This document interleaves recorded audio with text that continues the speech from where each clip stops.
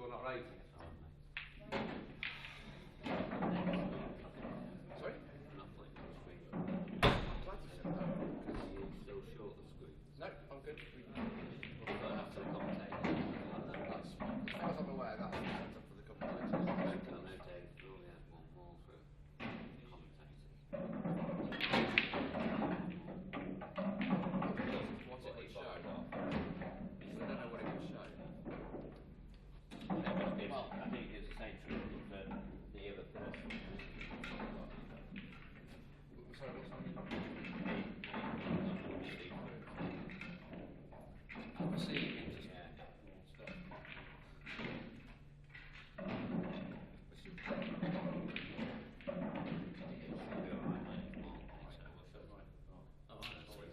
you'll be the bloke whose name I don't forget.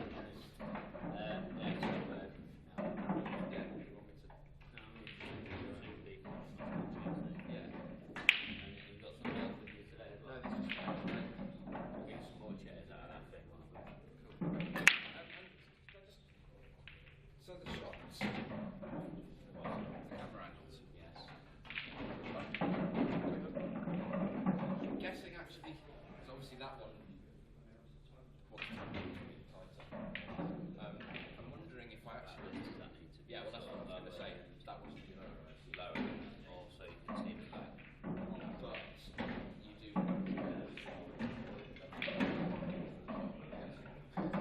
Normally that. yeah, that.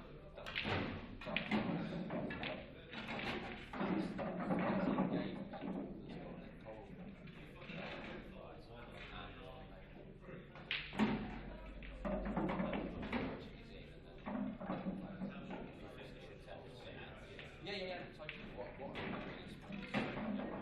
I'm wondering is whether I should actually bring that table forwards to get that more overhead. But Right. We don't want to move our arena. So no.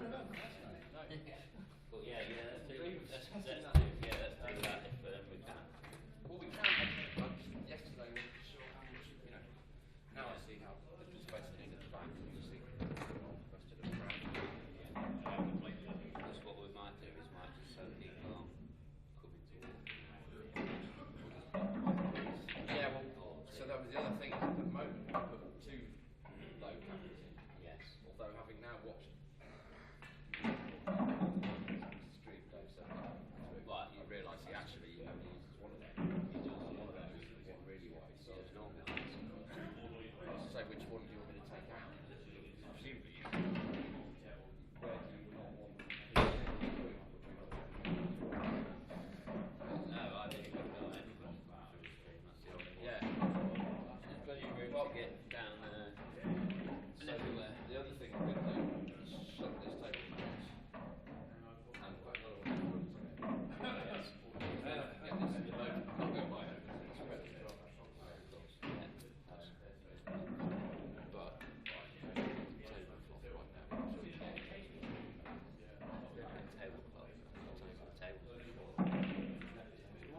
Tablecloth. Table. Unless we can get one more off when they come.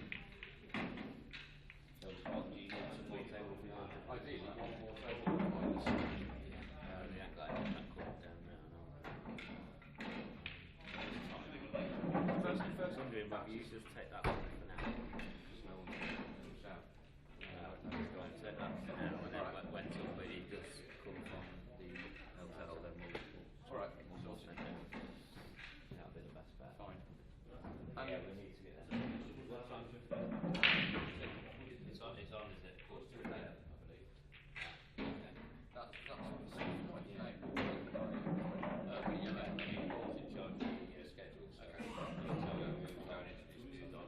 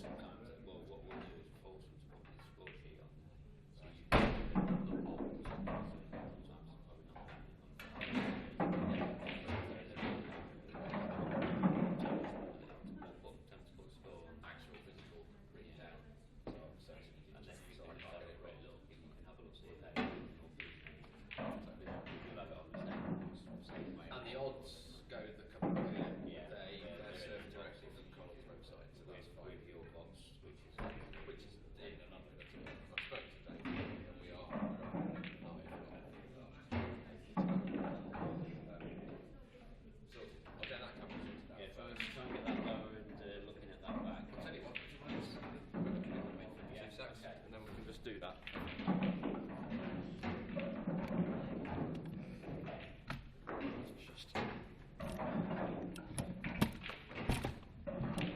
Come on, you bugger.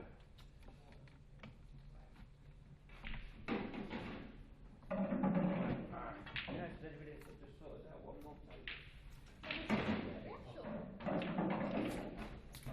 And the tablecloth, please.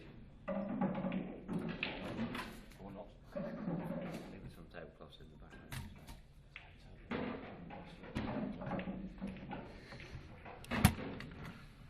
So, I think we can actually go that way. Morning. Morning. Right. There you go. You can see it on here. Morning. 2 tables. Is that too low? Is that not enough I wouldn't say it's green too bays? low, no. I mean, the idea of it is the sort of To look at that corner shot, that's the idea. look coming straight towards you shot. Yeah. And I'm assuming frame it to have all the pockets in. Yeah. Yeah, it's just important, you know, if you've got a shot, you can probably see it go into the middle, into the far middle, into this corner, so.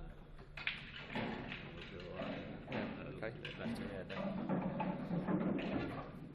Lovely. All right, thanks.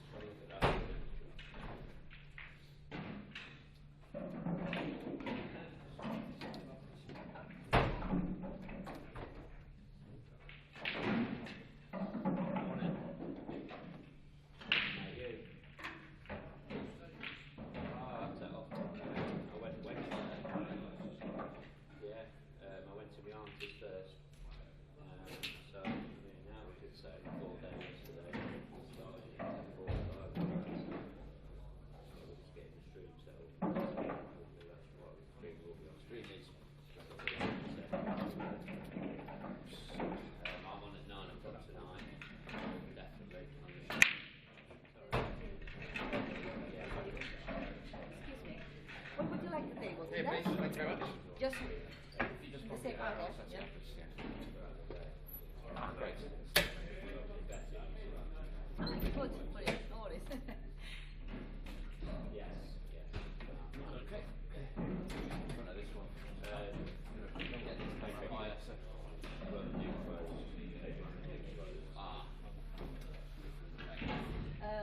Let's take. Let's see if one of these is the same. Let me take first. And we can make some more. Yeah, but we can. I can use any two. Yeah, that one is the same size. The number. Okay, Yeah. that's fine. We can change. So we'll Yeah. take that one out. Yeah. Okay. All right. No, we are going to keep these two there, and he's going to put that one here. I just need to take this call, but I'll do it. It's fine. Yeah, a little bit. Sure. Yeah, pretty good. If you can lob the tablecloth on that, then I'll do We are here if you want. We can help you in a moment. No. Moving. I'm moving. Is it Kevin or Darren? I forgot his name. Kevin. No, he sent to me 11:45. 11:45 amateur match, and then midday for the professional match. I'm with the guy called Mark, who seems to know about this stuff. Can I call him back, ask him? Vale, pero no se me Can I bring you back? What's the question? Vale, busca. Sí, pero esa es más larga que esta. Necesitamos otra igual que esa, pero. Excuse me, wait a second, because that one is longer. That doesn't matter, I can put the longer one behind. Yeah, sure. Okay. So if I lift this up, Yeah. can you just slide the longer one in? Yeah. Take, oh, hang on. Okay. Wait. Okay, the longer one here. The longer one behind that and then one. you sort of one in front. Yeah. Vale.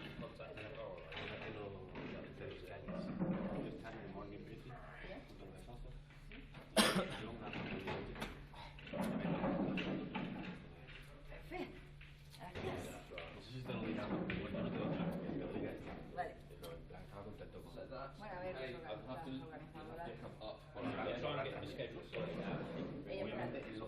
You get two people. lift this, I'll pop it on there.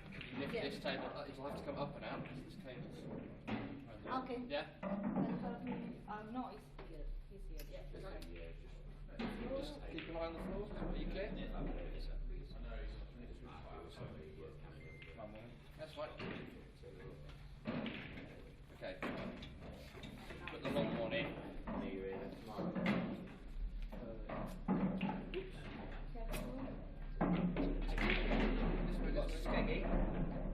This way, a tiny bit. Oh yeah, they're going up. Perfect. Yeah, great. Now the one. And the other one in front, and then I can fiddle. Wow. Awesome, thank you. The one is with No, it's that one. no, that one. Yeah, let's change because Yeah. it's the same size. Oh my god. We're here to I'm help not you. used to help. It's Don't weird. do yourself by yourself. We are here to help you. Spot on. That's fine. Mark, Would you like any coffee? I'm fine.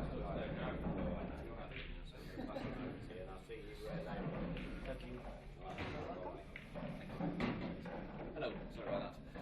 Table's moving. Yeah. Yeah. Yeah. Yeah. Okay. Okay, fine. It's okay. The layers to so that's the pips, the odds pips. Yeah? And how do I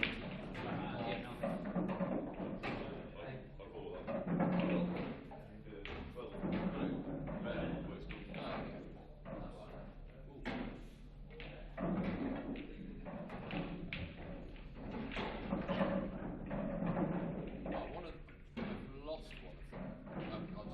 I'll just patch it.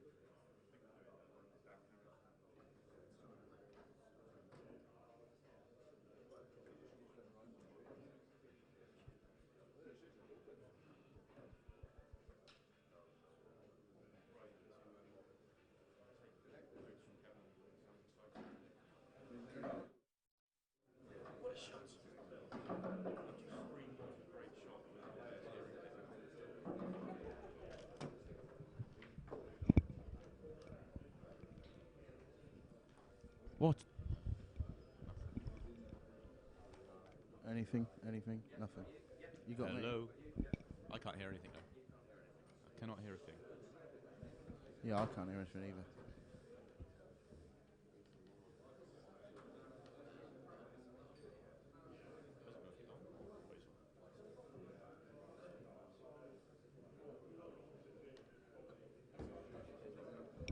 Hello?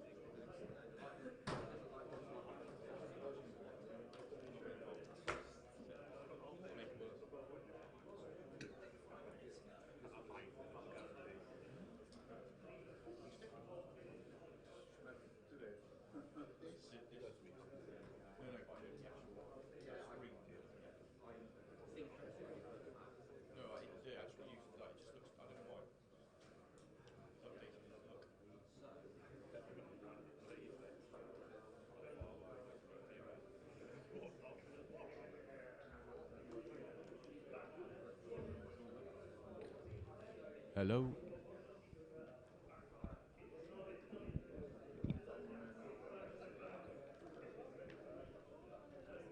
Nothing. Better? No? Here we go. Hello? No? No, nothing.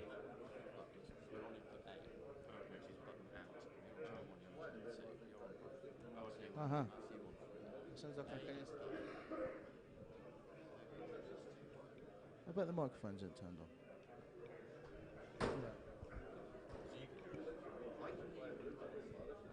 I can hear background stuff now.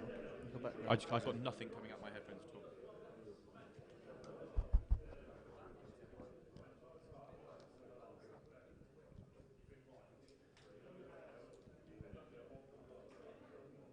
Yeah, no. Yeah, no.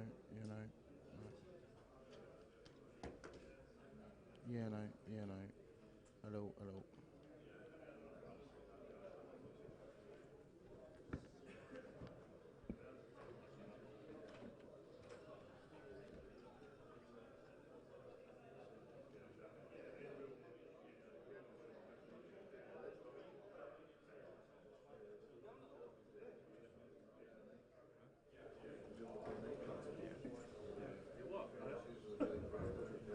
I was thinking of you.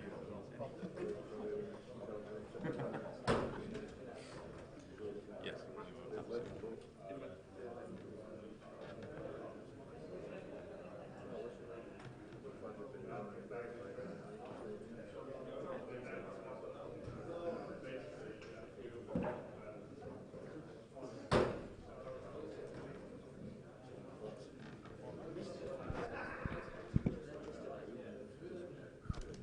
Hello.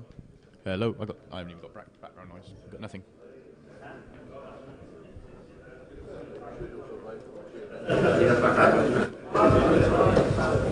Hello.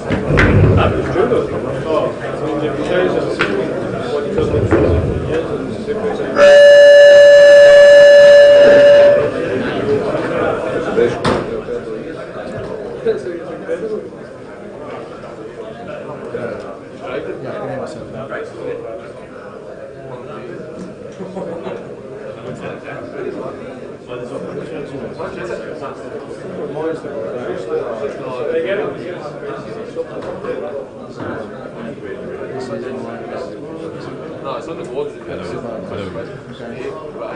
Hello. Can you hear me? That's too loud. Background is too loud. Yeah, the background is too loud. Down a little. That's nothing. I can't hear any. Up a little. Yeah. Yeah, that's about right, isn't it? Yeah. Because you want to hear us over the background. Yeah, I couldn't hear me at all. It was only Rather background noise. So yeah. that's better now. That's perfect, yeah. A little bit of us. Mostly us, but not much background. Yeah. But some if background. anything, a hair more, but nothing really. Yeah. Yeah, okay. Right, we just need a cup of coffee now. A couple of players. A couple of players and coffee. I'll be back.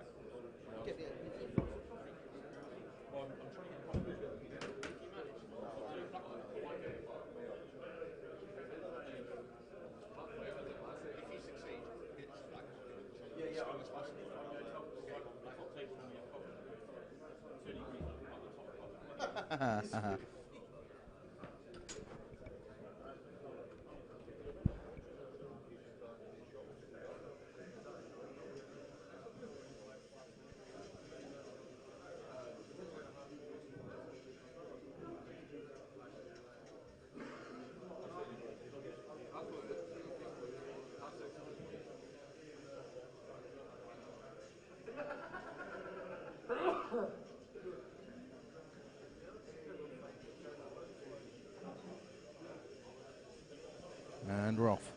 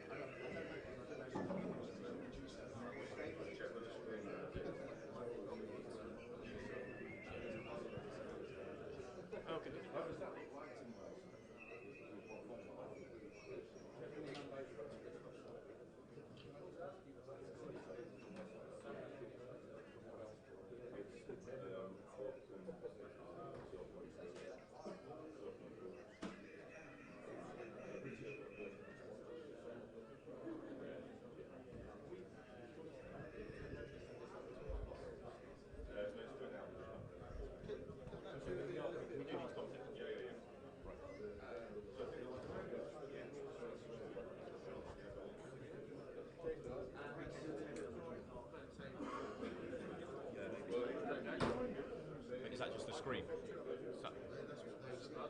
No, but that might be just our screen. Does that look brighter? That looks a little bit brighter. The contrast on ours looks better on that screen. That looks like the contrast is too high. It's too blue. Look at the blue.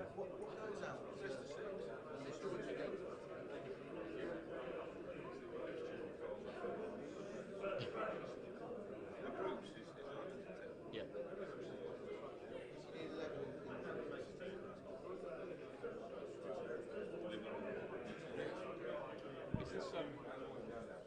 This screen looks a little bit like contrast, a little bit bright. Is it? I mean, is that just the screen?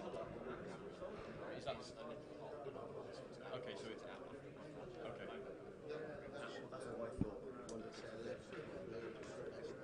Yeah. Yeah. It's 11. It's best with 11 colours rather than raise to 6.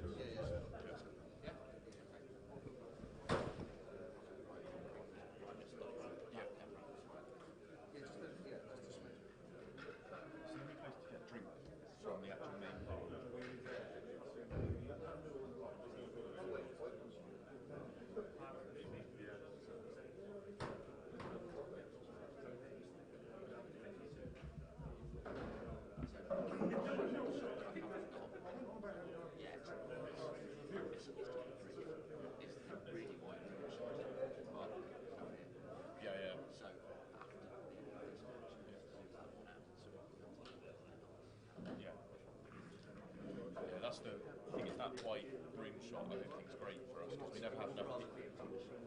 Yeah, but we never have that many people watching it. Yeah.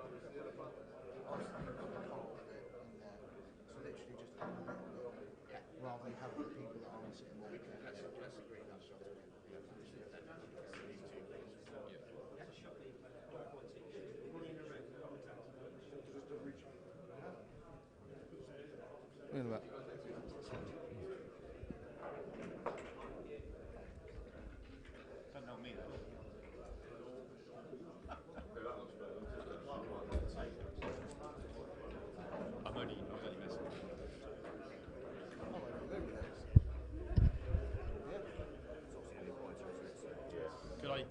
I was joking, but it might be better to do that. It's like the lazy boy commentary chair. we need some recliners now. Yeah. Any masseuses? Yeah. Down a bit. Just some water.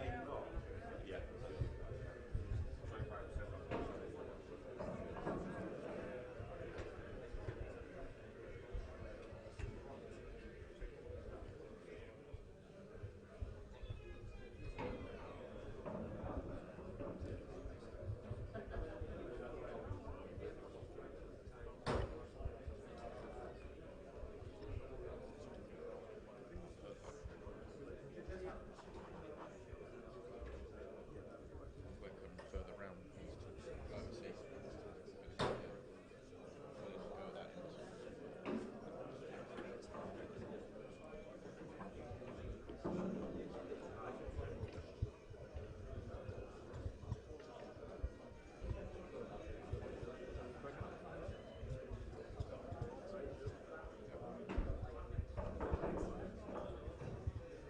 How easy is it to slide the table front?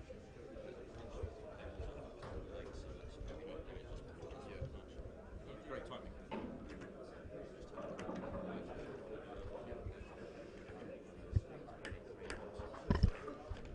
I'm not sure it twists around there. That's the problem. That's so I'm not in any better position than I was before, where it wasn't necessary. Yeah. That's perfect. There's no use in the side door just outside in the hallway there. But there's this door to the left of the streaming table. The time on the side of the table Yeah, it's there perfect. anyway, That's going it. through the hotel.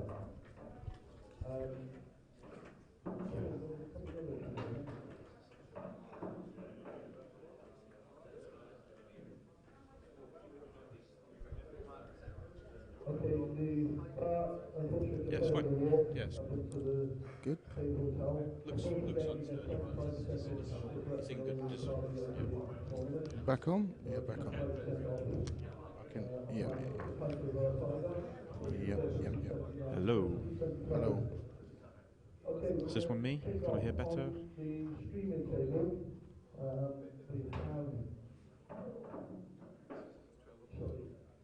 Hello.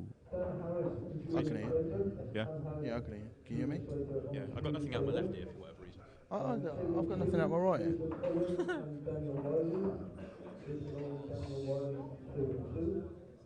It's not the end of the world, though. Quite often commentate with one anyway.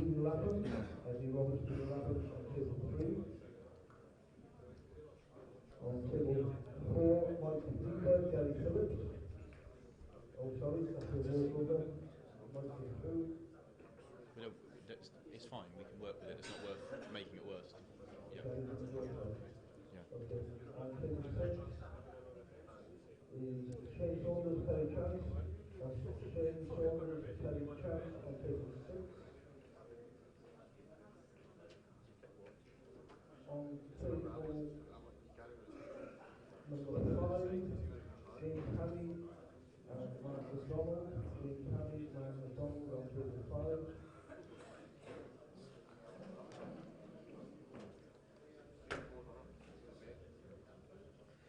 There's a scheduler stream today, isn't there? Yeah, pro matches.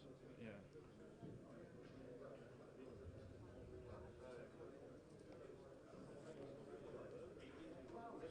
On table 7, Neil worth Foley, saying, isn't it? Lee Becker. Neil Foley, Lee Becker on table 7. On table 8, Tony Shaw. Your match on the stream. Your match on the stream today. What's that? Your match isn't on the stream today, then? No, I'm playing tomorrow. Oh, you're not on till tomorrow? Yeah. Table 9, we've got Luke Johnson, Dan Talataya. Luke Johnson, Dan Talataya. Table 9. On table 10, Mark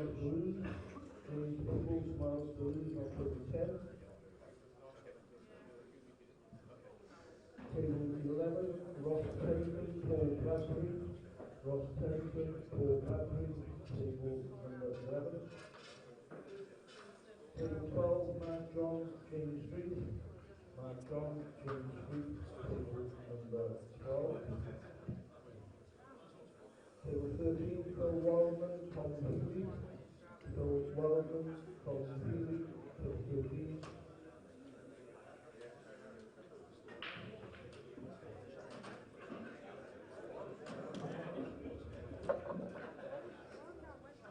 On table 14, Philip Marshall, Colin Williams. Philip Marshall, Colin Williams on 14. On table 15, Dominic Yates, Mike Shepherd. Dominic Yates, Mike Shepherd, table 15.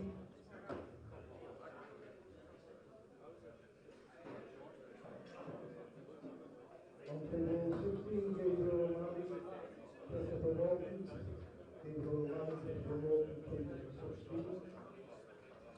And table 17, Kevin McGarry, Luke Pearson. Kevin McGarry, Luke Pearson, table 17.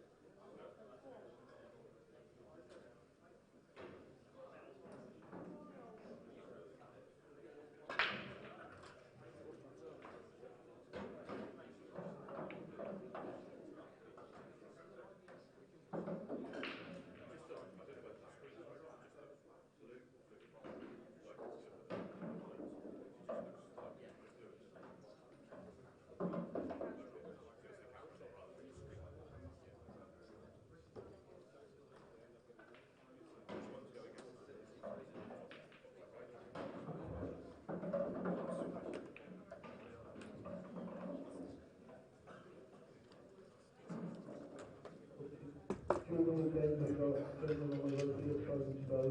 He's going to be going around to the campus, looking at the sport, I suppose, on the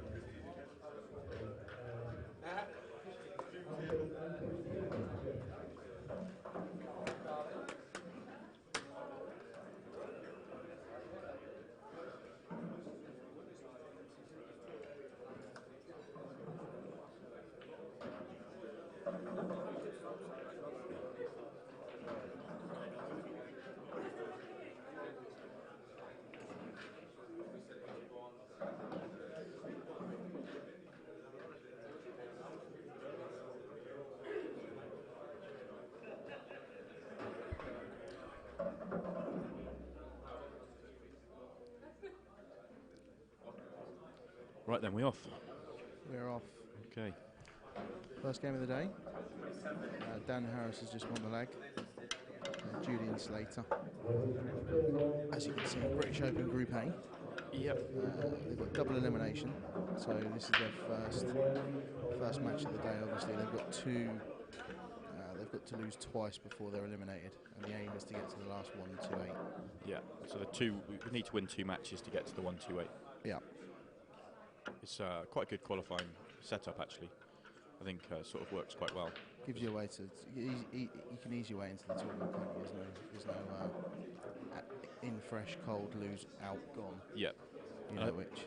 I think some of the double elimination formats we've had in the past haven't worked quite as well, but I think this one works very, very well. I like the double. Yeah, this one is good. Oh, first one. The white's over by us. Simon's kicking the white about under the table.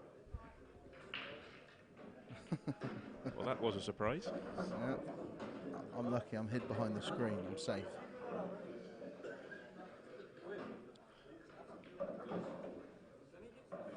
So, Dan's had his Weetabix. So what's he going to be looking at here? Trying to open up yellows? I think, yeah. Yeah, I'll be... he knows what he's doing straight away. There we go. Okay, so he's given him a bit of a bosh, and that's come out pretty good. It's come out very well, hasn't it? I'm not sure he's meant for it to come out exactly like that, because he did hit them a little bit hard. He didn't seem to think about it an awful lot before. I think he down, knew what he was playing on. He knew he was playing onto a yellow and just hoping to open everything up without too much control on it. Yeah, the thing is, you can't, with a shot like that, you can hardly control exactly where they're going to go. You sort of did have to. It's not the worst shot in the world, really, to just give them a firm punch and just see where they end up. You're always going to go yellows. The red's always safe over near the right middle, I think. Yeah, and he had control of this bottom left-hand pocket if they didn't all come out, so he can slow the frame down if needed. Yeah. So I'll be looking to get. He'll be working backwards from the black, and he'll be wanting the yellow closest to the left middle to be his last ball, ideally. Yeah. And that'll give him easy position onto the black. Not sure if he's quite come far enough here, unless he's going to play the longer plant. I think he'll play a plant, yeah. He'll play a longer plant, maybe roll the white forward a little bit. And he'll be looking to take these three out of the bottom of the table afterwards. Doesn't want to, yeah, that's about right, that's good. It's actually come out very well because he can take these bottom three in whichever order he prefers here. Yeah, just needs to, one of the next 2 or 3 shots he'll need to be quite precise with his white ball to make sure that he can get on the yellow into the middle. So it's just about taking time and figuring out the way that you want to take the balls out. I think he was probably trying to cannon that red full in the face, I would have thought. I think, yeah, I think he was, because then he could have just screwed across. Now he's finished a little tricky. Yeah, he's sort of run out of position a little bit. I mean, it's nothing one decent recovery shot won't fix. But I think he might be looking at cutting this into the bottom. It's yellow into the bottom right corner, missing the red at the bottom of the table on the way back up, and maybe resting on the red near the pink spot. Yeah, so sort of coming back up straight at the middle of the table. Yeah, he's done that, but he's just flicked the red, which is what I said he wanted to miss. I think he's snookered himself on both balls. Yeah. So, yeah, like we said, really, he just needed one of those next 2 or 3 shots. He was going to have to be quite precise with his white ball. Yeah. And he's come unstuck there.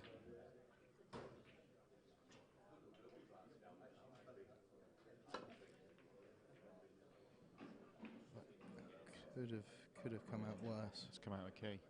Yeah. I'm quite looking forward to seeing Dan play, actually. I've not seen much of him. I've heard lots of good things about Dan, and obviously he's done a couple of good things in the past on the IPA on previous events, but I've not seen him myself. So. Has he won one of the amateur events, has he?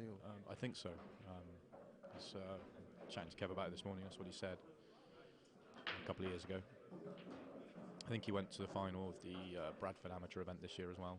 So yeah, certainly got a one-off. In theory, yeah, he's our favourite at the moment. Yeah, I think that's a fair. From what I know of the two players, I think that's a fair call. Yeah, so I think that's a good shot because he's left Julian the yellow, but he can't pot it. Yeah, can only see the left edge of the bottom yellow. Yeah, he might have enough to be able to double it across, but Dan's favourite for this frame.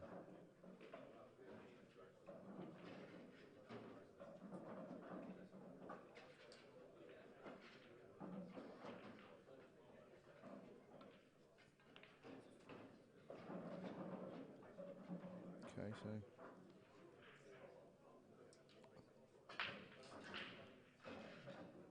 I think Dan would like to be able to play the red that's at the top just above the middle pocket, but I don't think he's quite got the angle to see that. I think he's just blocked out by the reds in the middle. oh, okay, yeah, and just run up to just to into develop it whilst he's controlling it, assuming the yellow doesn't go to the bottom left, that is. But you can't see that red anyway. So will he be going game here?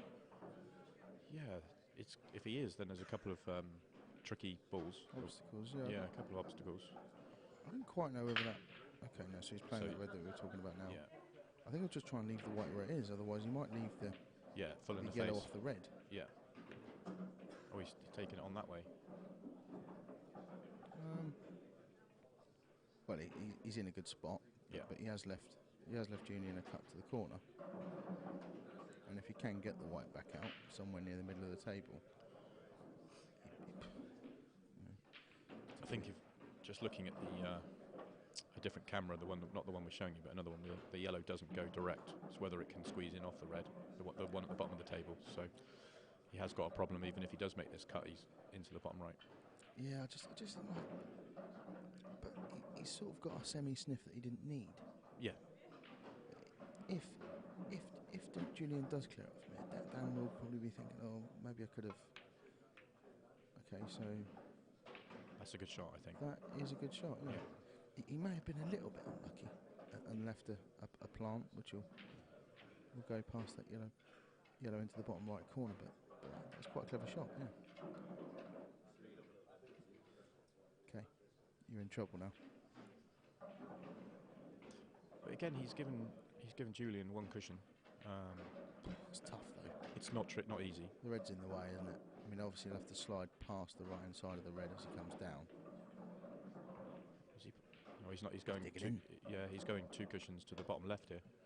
Oh, he is. I thought he was going to would go for the other one. It's a good hit. Yeah.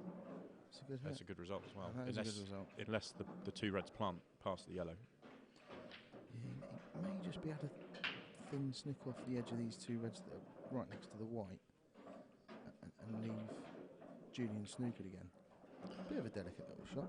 He needs to make sure he hits a cushion. I feel like Dan's been one really good safety snooker shot away since Julian didn't clear up from winning this frame, and he hasn't found it. They've all been okay shots without being... He's played the plant. He's played the plant that wasn't there. Well. Yeah. What did you do here? Well, I think he can cut the one to the bottom left, but his margin for error on getting on the other yellow is very small. Well, he hasn't got a gap, has he? Surely, if he's got a gap, then it's frame over. Yeah.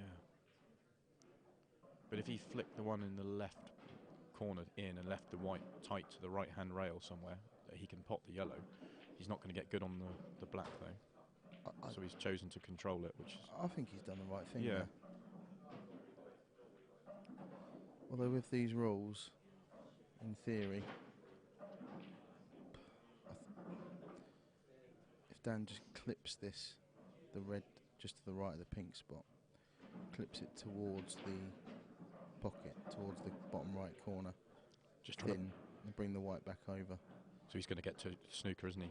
Yep, there and we he's go. going to block up that He's side. blocked up that. It's a good shot. It's a clever shot. I guess the thing for Julian on the last visit was just weighing up whether that might have been his only opportunity, his best opportunity to go for it, as hard as it was. Yeah, because I mean, even if he pots this, actually, I think if he pots this, it might be a re-rack. He looked to the skies when he potted that, so he's asking the question. Is it a re-rack? I don't think so, because I think Julian knows there's a gap. Well, just to clarify, if there was no gap, that would be a re-rack. Question would be whether it would be a 9-ball re-rack or That was a foul. a full Clip the re-rack. red first. Yeah, I don't know whether it's a 9-ball re-rack or Because he wasn't playing it on purpose, if you play into it. But so what's Dan got? He's going to try and just develop those 2 on the on the left-hand side and yeah, I think leave as open table as possible. Clip half ball off of the left-hand So side. he's going of to the go black 2. into them. That can work. Yeah, because you're always guaranteed to be on a ball because you've got the. Oh, that. I mean, that's as bad as it could have come out, and he's still on a ball. He's still okay. Because he had that. The only thing that could have gone on there is the black snooking him on that ball. But it was the right shot to play, I think. So when you're playing in this situation, it's pretty much wide open. Are you still looking at last ball onto the black? Or Yeah. Yeah. Totally. I want to know the order. Right now, I want to know the order. Because it's the right-hand one side. after the other. The right-hand side of the table is you want to get sorted, because that's where you could come unstuck, I suppose, because they're... I think just take every situation for what it is, Yeah. and you have to just weigh everything up and just go, right, well, what's the simplest way of clearing these balls without creating an unnecessary risk? Because I mean, the way these balls are, you could go 5 different ways and you'd probably get them, but just taking that extra 10, 15 seconds to think about it and go, well, if I take these 2 first, then it's leaving less margin for error over there. Just little things like that, just to make sure that these 99 out of 100 clearances all don't turn into 85 out of 100. Yeah. And I think at the further up the rankings you go, the more they are 99 out of 100. Yeah. And that But it is, again, go down the scale, go down the rankings, and these clearances which are 8 out of 10, you don't want them to become 7 out of 10 just because you've not thought about it. Yeah. The amount of times. Just overrun that a little bit. Yeah. Oh, he's overrun it enough to go the other way. He's overrun it, yeah. Let's apologise there. First frame, Dan Harris. Nerves settled.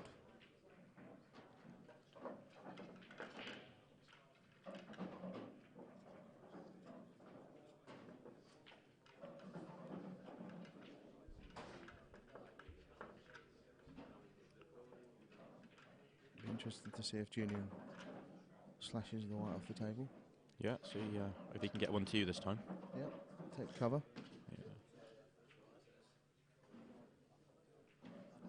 Does he use a break cue, or is he just using his normal playing cue? Just his normal playing cue.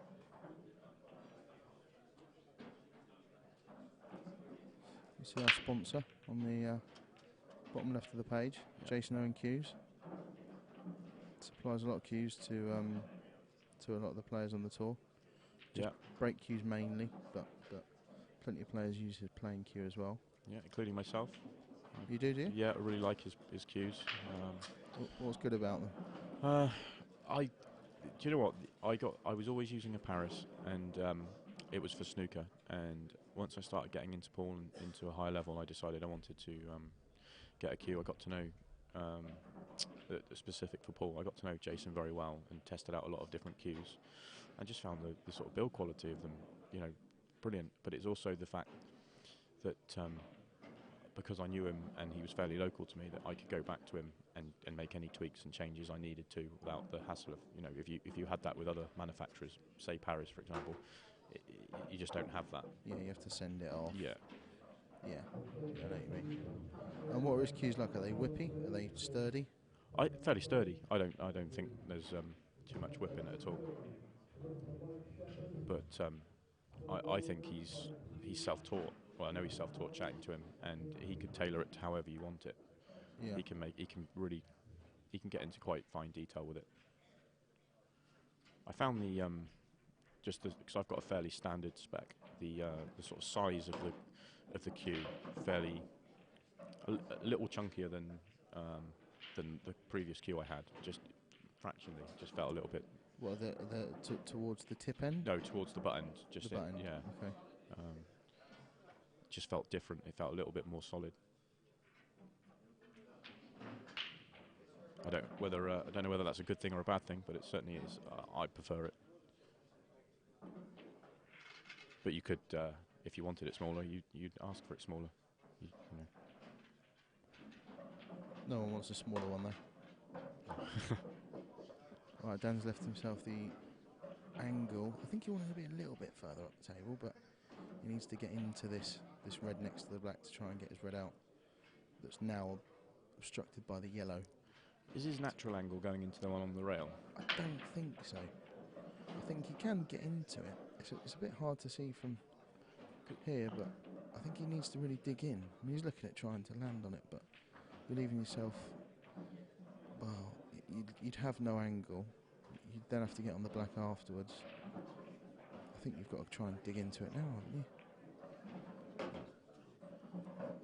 Maybe not. So he's played that intentionally to land on the red into the middle, but did he want to be straighter? I think if he was straight, he would play for the one down the rail straight away, but he might have to leave it till his last ball now. Yeah, so I think he's going to have to plop this in now, bring the white up the table a little bit, leave himself slightly off straight on this one to the bottom right, which he's done. If he gets too straight on this one down the rail, then he won't be able to get on the black. Yeah, it's a strange shot choice. I don't think he intended to I think 4 or 5 shots earlier, possibly, he should have left himself the angle to go into it. But he tried to go into it off of one of his early balls. I don't know. Don't know if I'd have played it that way. He's left himself a tough. Okay, so That looks perfect from the camera. It does. Now you've got. Is he just about going cushion first though? He's taking a double. See, this is the thing. He's trying to see whether he can pot the red from where he's going to leave the white. And if you play it at pace, it's going to be more difficult. He did have to play cushion first. Yeah. See, well, it's a good job he's played that dead weight.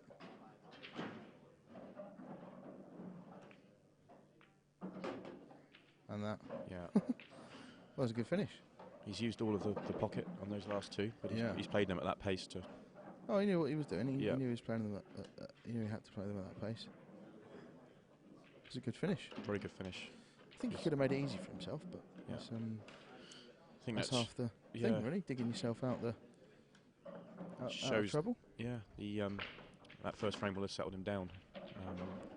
Julian had a much easier chance in the first frame, but obviously first frame of the tournament, nerves are there. Well, those frames are so much easier to do that when you're 1-0 up rather than 1-0 down. Yeah. It's hard to explain to people. I mean, you'll know if you play yourselves, anyone that's listening, but when you're 1-0 or 2-0 down, when you're not on the board yet, and you've got a tricky finish, it's so much easier at 1-0, 2-0 up than they are at 1-0, 2-0 down. Because the further you get into that finish, so he's got lucky there with the white not going in. The further you get into that finish, the easier you're making the frame for your opponent. So it's sort of, if you're already 1-0, 2-0 down, you're under more pressure. If you miss or you don't finish, you're likely to go further behind. Yeah, definitely. But when you're ahead, you have that little bit more. You're a little bit more relaxed about it. Worst case scenario, I messed this up. I'm 1-1. It's not as bad as messes up. I'm 2-0 down. You haven't got the pressure, the consequences. Yeah. This is a tough finish now. I mean, it looks like he's trying to plan out a route for going for them, and that's the way Blackball is. If he's going to go, it's got to be reds, isn't it? I think it's got to be, because I don't know actually. But that red, actually, only because the first red's easier. If the yellow goes into the top right, then maybe take a more difficult first yellow. Yeah, the yellow. I think that's the key. Is that yellow to the top right? Because if that goes, then it's only the black and the yellow, and they're together, and you can open them up in one shot. Yeah. If it doesn't go at the top right, then you've got a bit more work with yellows. If he goes for yellows, we know it goes. Yeah. I think he's eyeing up the yellow. Can he see the yellow in the middle of the table, to the right middle? Or is it the longer yellow he can see? I think so. It's There we go. So the yellow obviously goes top right. Can he top this through and open it all up in the first shot? Really aggressive. He's gone nuts. No. I thought he had. So he's not on a great angle here for developing those balls, or even a pot, to be honest. The shot here may be to snick the one to the top right, and it's not the end of the world if it just hangs over the pocket. It's not, but if you can play it on a line where you're coming back down the table towards that yellow next to the pink spot. Yeah, if you cannon that yellow on the pink spot full ball, you are perfect. Angle. Yeah. Because sort of players are shot to nothing, really. Or even if you slide just to the right of it, you might hit it on the way back up. Maybe looking at just playing the safety and developing at the same time. He's played it as a double. That's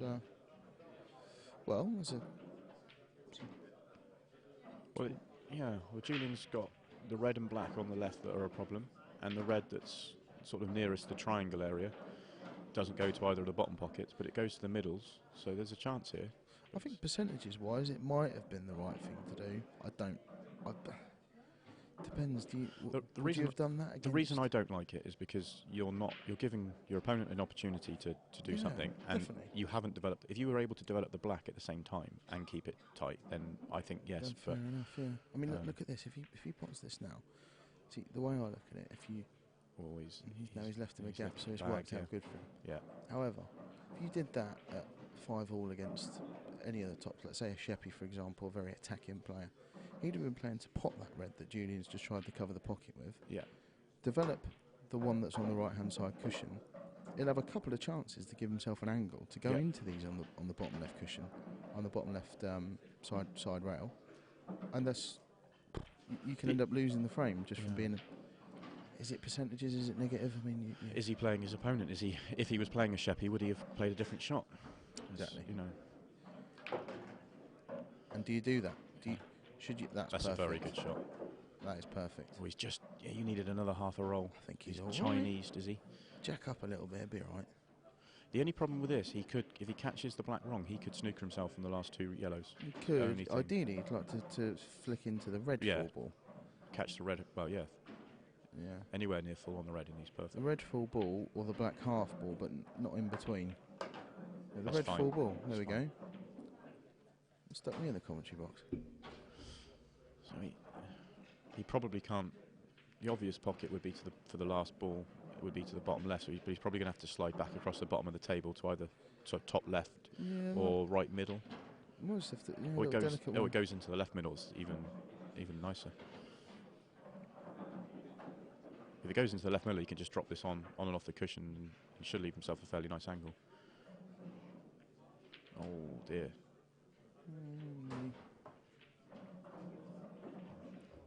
Does he think it rolled a little bit? I think going by his reactions, I think he must do. A lot of people think it rolls when they miss. Yeah. Just throw their arms up before they've even given it a chance to roll. I don't know. Maybe I'm being harsh. Yeah. Well, we can't don't see know. from there. We don't know. We don't know.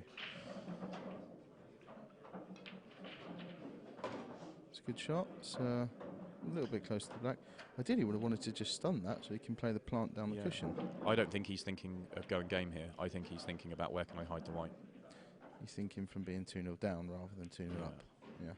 I have played Julian once before, and he played a very tactical way of playing. He never pushed the boat out at all in the match. And he unfortunately I did, and I didn't play particularly well. And he just kept snookering me at the end, and then mopped up when they were there. And he actually played the match very, very well. Was he from Julian? Is he? I don't know. I was so angry. I didn't really speak to him afterwards. Oh, he is going game then, so he is. Yeah, I suppose. Okay, so the question, he should play this and sort of come, if he's fairly straight on it, come through to give himself the long plant. See, in my opinion, this should have been his last ball, really. Yeah. I think, and that very first shot he played, just stunned that, and then you've actually got quite a big pocket to play the plant. If you were going to go game, I think he's maybe taking them in the wrong order. Be interesting to see where he's going with the white here. It looks like he's coming back. Okay, good shot. Is he maybe looking to leave himself the double? Cross double, yeah. Maybe he's under hit it and he was looking to leave himself a double. If you land straight on a double into the middle, they're quite easy shots. Yeah. The red's just, it's not tight on the rail. It's off, off half an inch. It's very controllable. He's going for it, yeah. Watch the white ball in the middle. Yeah, follows it in. Oh. He's got that. Had a result. Oh, was he? I think he might be. I don't think he's snookered. He might be snookered from the potting angle. He's actually. No, he can't see the potting angle. And coming off the top cushion's very difficult.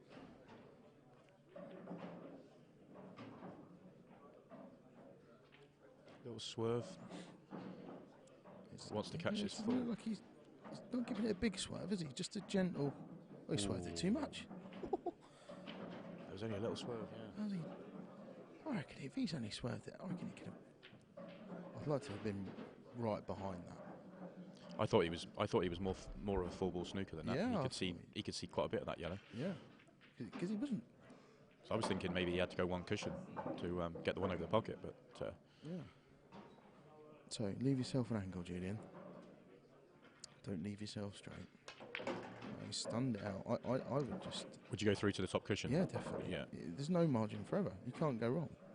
If you just roll that through with just a trace of maybe left-hand side to flick it onto the back cushion, you can't have that white ball out of position.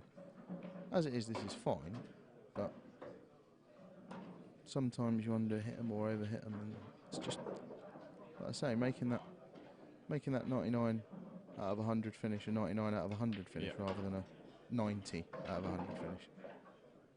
But well done, 2-1. It's back in the game. Yeah. Dan's now having a look at the roll. Oh, here we go. Oh. No, it has gone.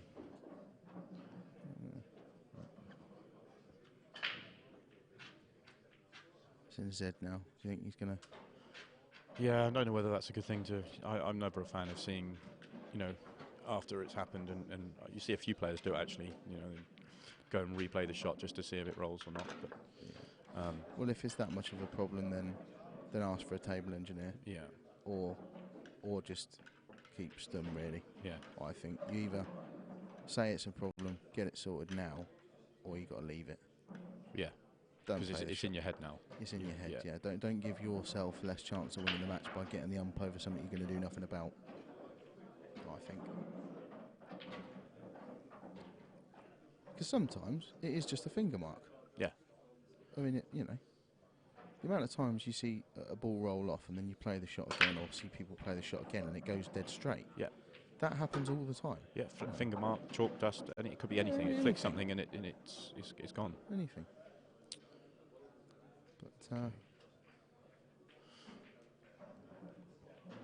he could play. It's a good break for Julian. Reds look tricky because of the top left-hand part of the table. But if he went yellows, he could play the red-yellow plant to start the frame off. Yeah, and but they're not an easy finish after that. No, because he's got the one on the cushion, but he's okay. So we'll assume the one at the top left goes. I'm pretty certain it does. So it's just the one down the left-hand bottom rail that's his. And he needs the black's not. You know, he has to get good on the black the way it is. Well, you might want to play if you're going to play. If you're going game now and you're playing this one into the top left, play it with a tracer right-hand side. So you're flicking the red. So the black goes to the top left. Yeah. So you're flicking the red quarter ball, half ball. Yeah. And then the white comes out towards where it is now, because then that solves that. But then you got a pocket for the black. You got to think ahead. And then clear the top two on the top right, and you're looking with the second one to come fairly straight on the one down the left-hand rail. I suppose so. Yeah, I mean that is going to be a tough shot to. That is going to be a shot to win the frame. Really, is to get good position on. Wait, actually, he's going to try and develop it here. He could get onto it now. He did try. I know he tried to develop it. Yeah. I think he could either, like you say, try to develop it. He could have played into the red, possibly to open the black up as well there. He's sort of gone in between, really. It's sort of unlucky. He's still okay though, if as long as he can clear the top, that red from the top left, as you said a minute ago, because he can still get straight on the one down the rail, and he's got the yellow to the bottom right waiting for him. Yeah. Or if he were to take the yellow into the top left last, he can maybe play the black into the bottom left. He could, as his last ball. He could try and get into the black and red here, and really open it up a little bit. Yeah, I think he is. He's loading up. Watch the white ball in the middle. Oh, okay, no, he's just stunned across. If he'd gone, probably maybe a fraction more, he could have then played the shot into the red and black, but he still had the problem with the one down the rail. Yeah, he's not good here because it's... Is he going to snooker? Is he going to just cover the pocket? No, he's going to... I don't understand. He's leaving himself a very, very big shot. No, fair enough though. Fair enough. You're giving himself a chance to... Yeah. If he managed to drop this in... If he drops this in, he's got the yellow to the bottom right, and then he's got the yellow to the top right, but he's still got a problem with the black. Yeah, he's going to have to play the black into the same pocket as this yellow. He's missed it by quite a bit. I think it was touching the cushion, which makes him a little bit harder, I think it was actually really frozen to I think he was caught in between plans. I think he had a plan to develop it and then sort of finished a bit awkward and never really got back and had a clear plan of where to go from there. Yeah, I think if he could play that clearance back again, he might have gone a different way about it. In those situations, would you look to move that yellow? Would you be thinking back your ability to make that down the rail? Earlier on in the visit, I don't mean from where he finished off. I think you either try to get into it early, which is what he did, or you do leave it until... I mean, he could have left that until his second last ball, then played the yellow into the top left, and then left yourself a shot at the black into the bottom left. That way, you are just giving yourself a shot. Yeah. Because then you only have to roll this yellow in dead weight, which makes the pot easier. You can just drag it in almost. I think that's what I think when I'm faced with one of those shots down the rail. I want to make sure that when I'm going for it, it's absolutely nothing to do with the white. just put everything on that pot. And, you know, That's the right, yeah. white takes care of itself. Especially more so with that sort of shot because it was pretty much frozen to the cushion. Yeah. So if that was slightly off the cushion, you can sometimes play with a little bit of pace and screw back a little bit, but you don't want to be doing anything apart from just drop that in when they're really tight to the cushion. So interesting to see how Dan takes these out because he's got problems of his own here. I mean, this is the tricky shot, isn't it? This how he gets it on his next, because he's going to take the one to the bottom right. How he gets on his next ball will determine how easy the finish is. Well, he needed to bring the white out more. He needed to bring the white out more towards the blue spot and into this bottom half of the table more. And he'd have had more options. Because every ball goes, it's just you have to really close cubicle control. Yeah, so that's not worked out too badly for him. It's worked out, pretty good. I mean, that when you miss them from open, it's quite rare that they stay near the pocket. So Julian can't see enough of the yellow to the right-hand side of the red to do anything with it. So, and that's his awkward ball. Yeah, he's in trouble. So he's in trouble here. If he drops this one in to the left middle and holds the white fairly straight, he may have an angle on the one to the top right to then come back down towards the yellow at the bottom. Yeah. But there's a lot of travelling involved. But even then, what's he leaving himself? A double into the middle. He's got to get right down on this bottom cushion to leave himself the yellow into the middle. If he drops this in, his target would be the one on the bottom rail, wouldn't it? Oh, if he gets on that and then a yellow goes to the middle, he's playing the safety. That probably is the right shot. Well, maybe. Maybe not. No, I think that flick on the that black's helped him actually. If it doesn't flick the black, then I think the red, yellow, black were actually plantable as a 3-ball plant. So where he left it would have left him a chance to open it up. Yeah. Gives me a headache, these frames. You're always looking for the aggressive option. It's your first thought, isn't it? Pretty much, yeah. I think if you want to win things and be successful at these rules, it has to be aggressive first, safety as a last resort. Do you not think though, going down the rankings, the further down you go in ability, in a way that sometimes if you go for it too early, you're actually just making the game easier for your opponent. Sometimes playing within your own ability is slightly better. So what's right for you is not right for Julian or for myself. Yeah, maybe, but I see what you mean. Because I sort of believe in, you know, when you see darts, they say, "I'll just play the board." Yeah. That's all you can do. Yeah. You can't play the play. I mean, either way, you're going for a treble 20. You're going for. Yeah. With this, you can actually play the player, even though you're only at the table. Whilst you're at the table, your opponent can't do anything. That's a shocker, by the way. Yeah, he's not thought about that at all. He played that one pretty quick. Yeah, it's like he hadn't decided exactly what he wanted to do. Just rushed it. That's what I mean. That they're your 90 out of 100 clearances that's turned into a 70 just because you've not thought about it. It's nothing to do with ability. Nothing at all. It's just. Can he snick it in? No. Still favourite for the frame, big favourite. But yeah, well, Julian will take the snick onto the top right and be covering the bag if he doesn't make it. Yeah, he's more likely to cover the bag than he is to make this. I think make it a priority to cover that bag. Yeah, just if it goes in and you come down, don't hit it too hard. That's a good shot. Yeah, good shot. I think back to what you were saying though. I think there is a place for playing the player because you need to, and this is probably one of the hardest things about pool, is whether you're playing a low-ranked player, a high-ranked player, an aggressive low-ranked player, aggressive high-ranked player. That then should really, in my opinion, change the way that you play because if you've got a cagey, low-ranked player that isn't going to clear off 3 breaks in a row kind of thing, yeah, you probably shouldn't go for a clearance. I mean, this is only my opinion. Yeah, you probably shouldn't go for a clearance that you percentages-wise you're not going to get more than 50% of the time, because just by playing that one shot, we saw Dan play a shot earlier in this frame or the frame before, where he just developed a ball. Yes. Rather than push the boat out. That's him playing percentages and probably doing the smart thing. Yes. because you don't want to go for something that you don't have to go for. It's a great shot, by the way. I think he's got a whole pocket. Has he got Yeah, half he a has. pocket here? Yeah.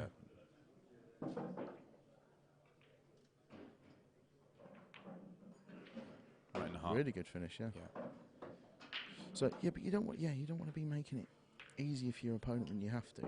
Yeah, that's the frustration, I think. I think I sometimes do play too aggressively, and I find myself, I could be 4-0 down and think, actually I've made the game really easy for my opponent in those 4 frames. I've gone for finishes, not taken them, and then it's you're leaving it fairly simple for your opponent to win the frames. Yeah, definitely. And sometimes in some matches, you can play the same player, and in 2 matches you'll be 4-0 down, thinking, I've been a bit too aggressive here. But then the next time you play them, you haven't been aggressive enough, and you 3-1 down, and you think, I should have just took more of a chance. I had a chance to go game early doors. I haven't. I'm not being positive enough. You sort of almost, I think that's one of the hardest things about Paul, is getting the balance right between being aggressive when you shouldn't be, against the right person, in the right situation. You've got quite a few different things to weigh up. I mean, ultimately, you do just need to look at the table, and most of the time, you look at the table and go, right, what's the right thing to do here? Can I go game? If I can go game, how do I do it? Yeah. But sometimes, when you're in those little in-betweeny frames, you're in, should I go for, I could, but is it worth the risk? Is it not worth the risk? Those frames crop up now and again, and they're the hardest ones to figure out, I think. Yeah. Well, that's the constant battle, isn't it? It's the shot selection, that's a good when shot, to by the go way. for it. He's played, he's because that red didn't go top right.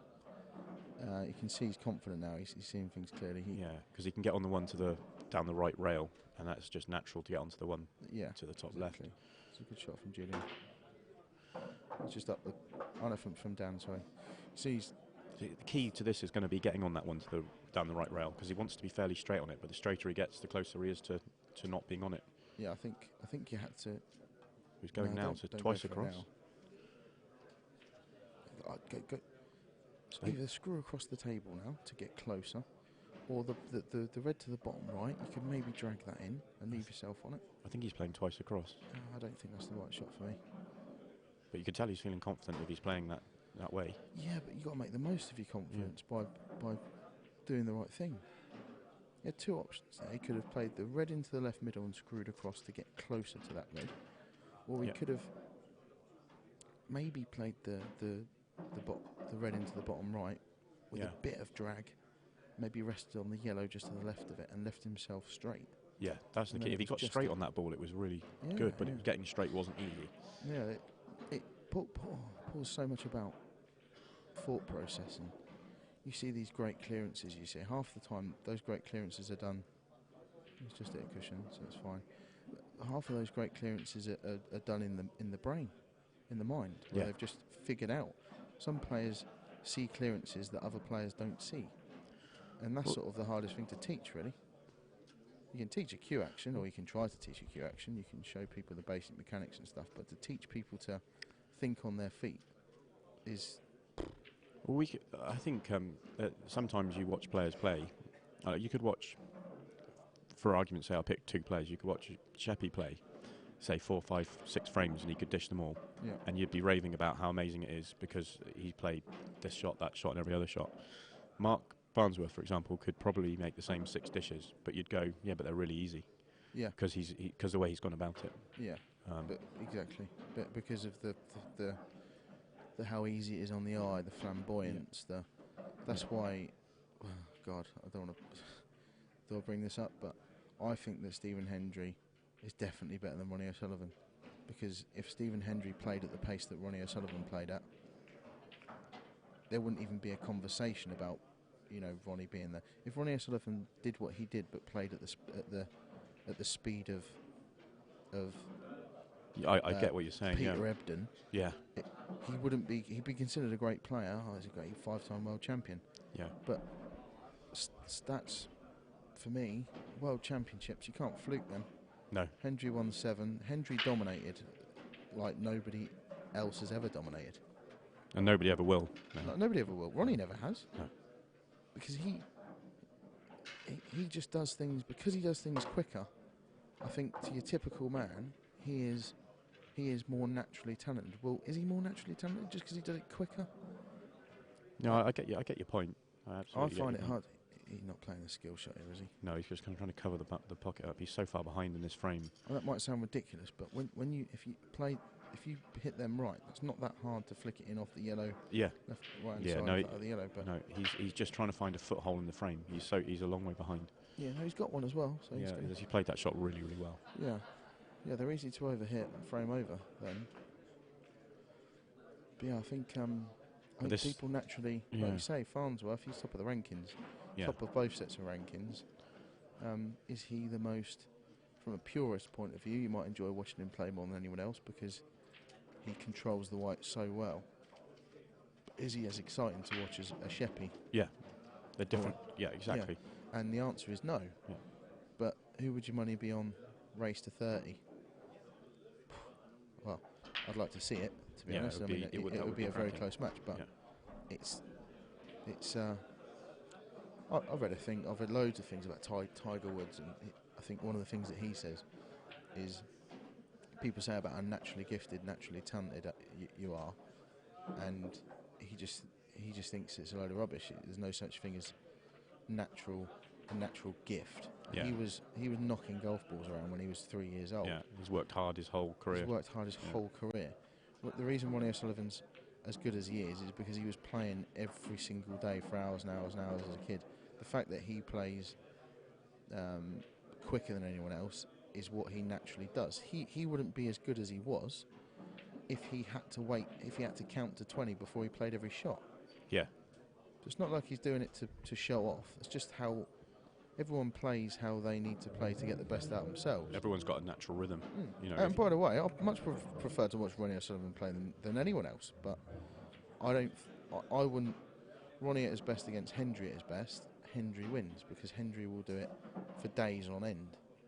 Yeah, it depends on the length of the race and everything else. But they're both fantastic players. To be honest, in some ways, I mean, I'm one of the biggest Ronnie fans around. And in some ways, it's not really a conversation I enjoy because what's wrong with just saying they're both great players? Why do you need to have one above the other? True. You know, I sort of just feel a bit sorry for Stephen Hendry in a way.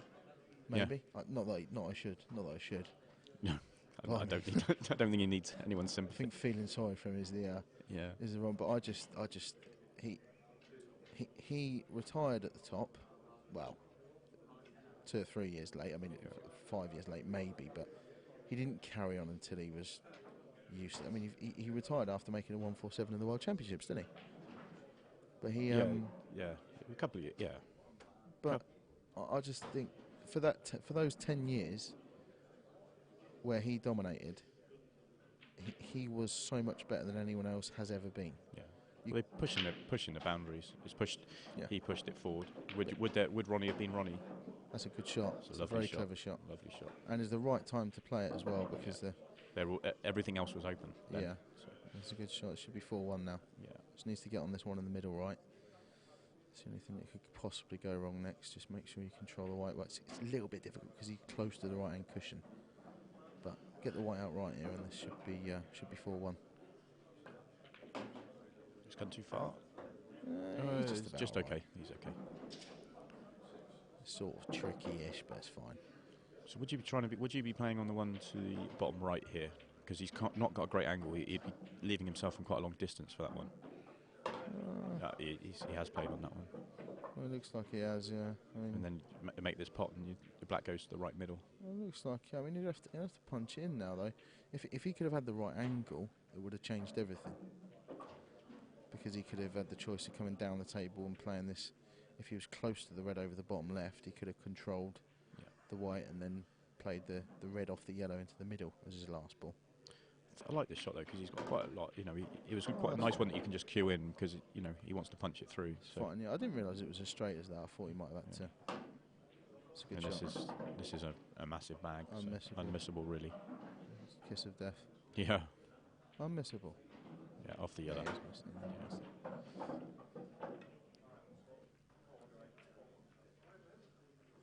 So yeah, the naturally talented thing, is it? I think I'm not sure people have a natural talent for any given sport. I think some people have just got quicker learners than others. Yeah, quicker learners, but hand-eye coordination. Just one sec.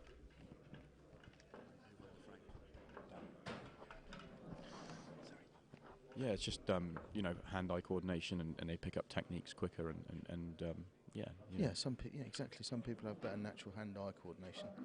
Does that make you naturally talented at them? I saw a guy on one of the. I watched quite a lot of golf. It was at the US Open a couple of years ago. He was a non-golfer, had never played before, and he set himself a 3-year challenge to take the game up and become a scratch golfer. Yeah. And I think he was 2 years in, and he was playing off 3, having never hit a golf ball before. So I think that was sort of down that argument of it's down to hard work and effort, and he was getting teaching everywhere. I think he must have been quite a wealthy man because he was that's what he was doing. Well, yeah, because this natural talent, this he makes it look so easy, comes from them hitting ball after ball after ball after ball, day after day after day, that it just becomes second nature. Hard work and dedication can make you look like you're the most naturally gifted player. Yeah. Some need to work harder than others, but some that's life. But I don't think this natural talent thing. Ronnie O'Sullivan, I've read his book. He practices as much as anybody. He's so rigid. The only thing with Ronnie, he'll play it all down. So he'll go, I just had a knock. He won't talk about how much effort he puts in. He won't unless he's asked. But if you read his book, I read his book Running, and he makes no bones about the only time, when he's doing his best, he practices for 5 hours a day. He wakes up in the morning, he goes for a run, then he has some breakfast, then he practices, and then he's in bed by 10 o'clock latest. Every single night. He's a creature of habit. He doesn't... Yeah, he talked about this one period where he would go around his mates for a good time, drinking and other stuff. Needed to get in that a little bit more. Once a week. Yeah, he's just underhit that. Yeah. I think it's one of those, you 4-1 down, you underhit it, 4-1 up, you don't. Yeah. It's going to be flicking off the black as well. It's going to be a tough one to control. Just thinking that he's taken out a nice finish from being under pressure of 4-1 down, and one semi-loose shot, and he's this more likely to go wrong than right here. I think you're right. He might be looking at the double. If you just, do you know what, the double might be the right shot. It depends how confident you are in the contact you're getting on the black. If you feel like you can control it, it's got to be the right shot. But at least the double, you're going to be on the black. Yeah, that's a bold shot. I like the shot there, even though he's not got it. But I like the thinking there. Yeah, that was definitely a 4-1 down. Didn't get into it sort of shot. 4-1 up. He's not even thinking about it. He's just that he was already racking the balls. He's hitting the balls up now. Yeah. Just got himself a beer delivered to him at. What are we at, 11:30? 11:30. Some players need that. For me, I can't. I mean, I have half a pint, and I'm not even able to hit the white. But some players need the beer to relax. Yeah, it's weird, isn't it? I mean, Gareth Hibbert, our world champion, he regularly plays with a beer. Yeah. So I mean, you never see him slurring his words or staggering about, falling over on the shot. But he plays with a beer. So each to their own, really. Yeah. Say it's just a nerve settling thing, I suppose. Yeah. Right, develop the 2 reds here, just below the black. Yeah, I think he needs to. That's about come perfect. Out lovely. Yeah, absolutely lovely. Just control the white here. It's got screw down a little bit. I think I'm going to take out this bottom one first. I think. So is he going to play just to cannon the black, or play the line of cannoning the black full in the face, on and off the top cushion? Yes, so maybe a bit of maybe drag, just come a little bit wider. Right, just to, yeah. So now, has he got too much angle? I think he's okay. He's away. He could have played the one in the middle. Plenty of side, I think, and he'll be able to hold it.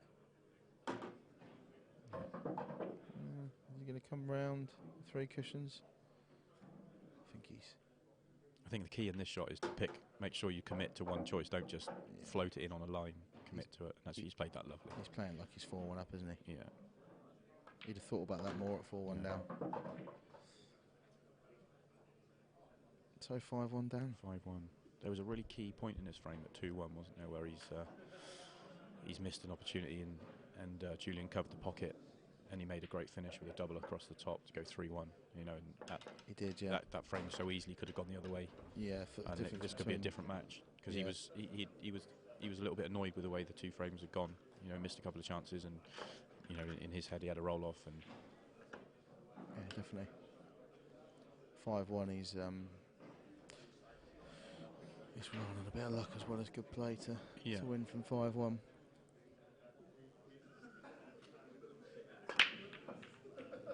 Crunch them. How's the ball not gone in there? He's hit them really well. Hit that great. Sort of like a relaxed break, wasn't it? Yeah. 5-1 out. He's timed them really well. He's Didn't try and overhit it. He just caught that sweep. Yeah. That's sometimes when I feel like I'm breaking well. Although it may look like you're smashing the hell out of them, you're not. You're timing them. Timing it.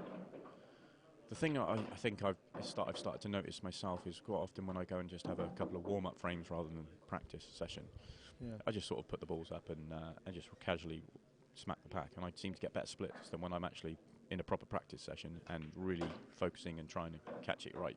Yeah. Almost that little being relaxed helps that.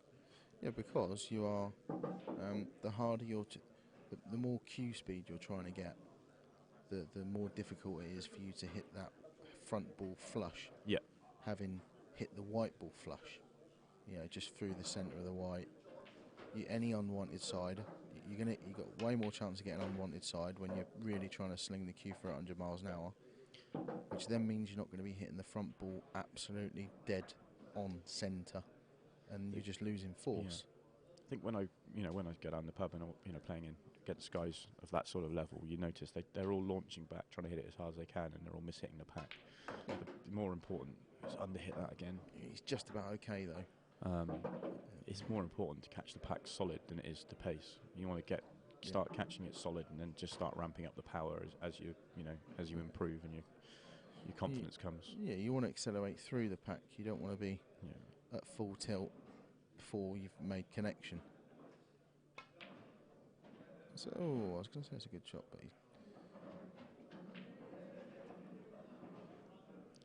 we've got a confident Dan now, so this is slightly tricky. The sort of back end of the finish, needs to make sure he leaves the right ball for the black. Assuming he's going to go game, which I think he will. I think he'll be looking at the red into the bottom, red into the left centre now. The 3 up the top side of the table. Then he'll be landing on the 1 on the cushion. Just drop it in down the rail. Drop it in down the rail, and then he's got the 2 in the middle to overhit that. He's got the 2 in the middle to leave himself an angle. So, does he go for a double? No. He might be able to play the double with a snooker. Yeah, double and screw it back to roughly where it is now.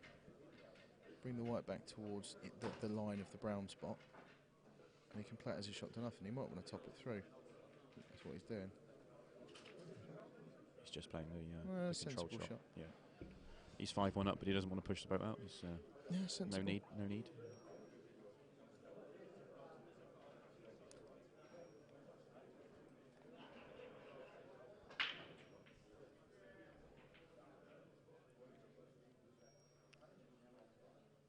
So if this has got the potential to be the last frame, we should probably bring anyone watching. Wow. Oh, he's played a great shot.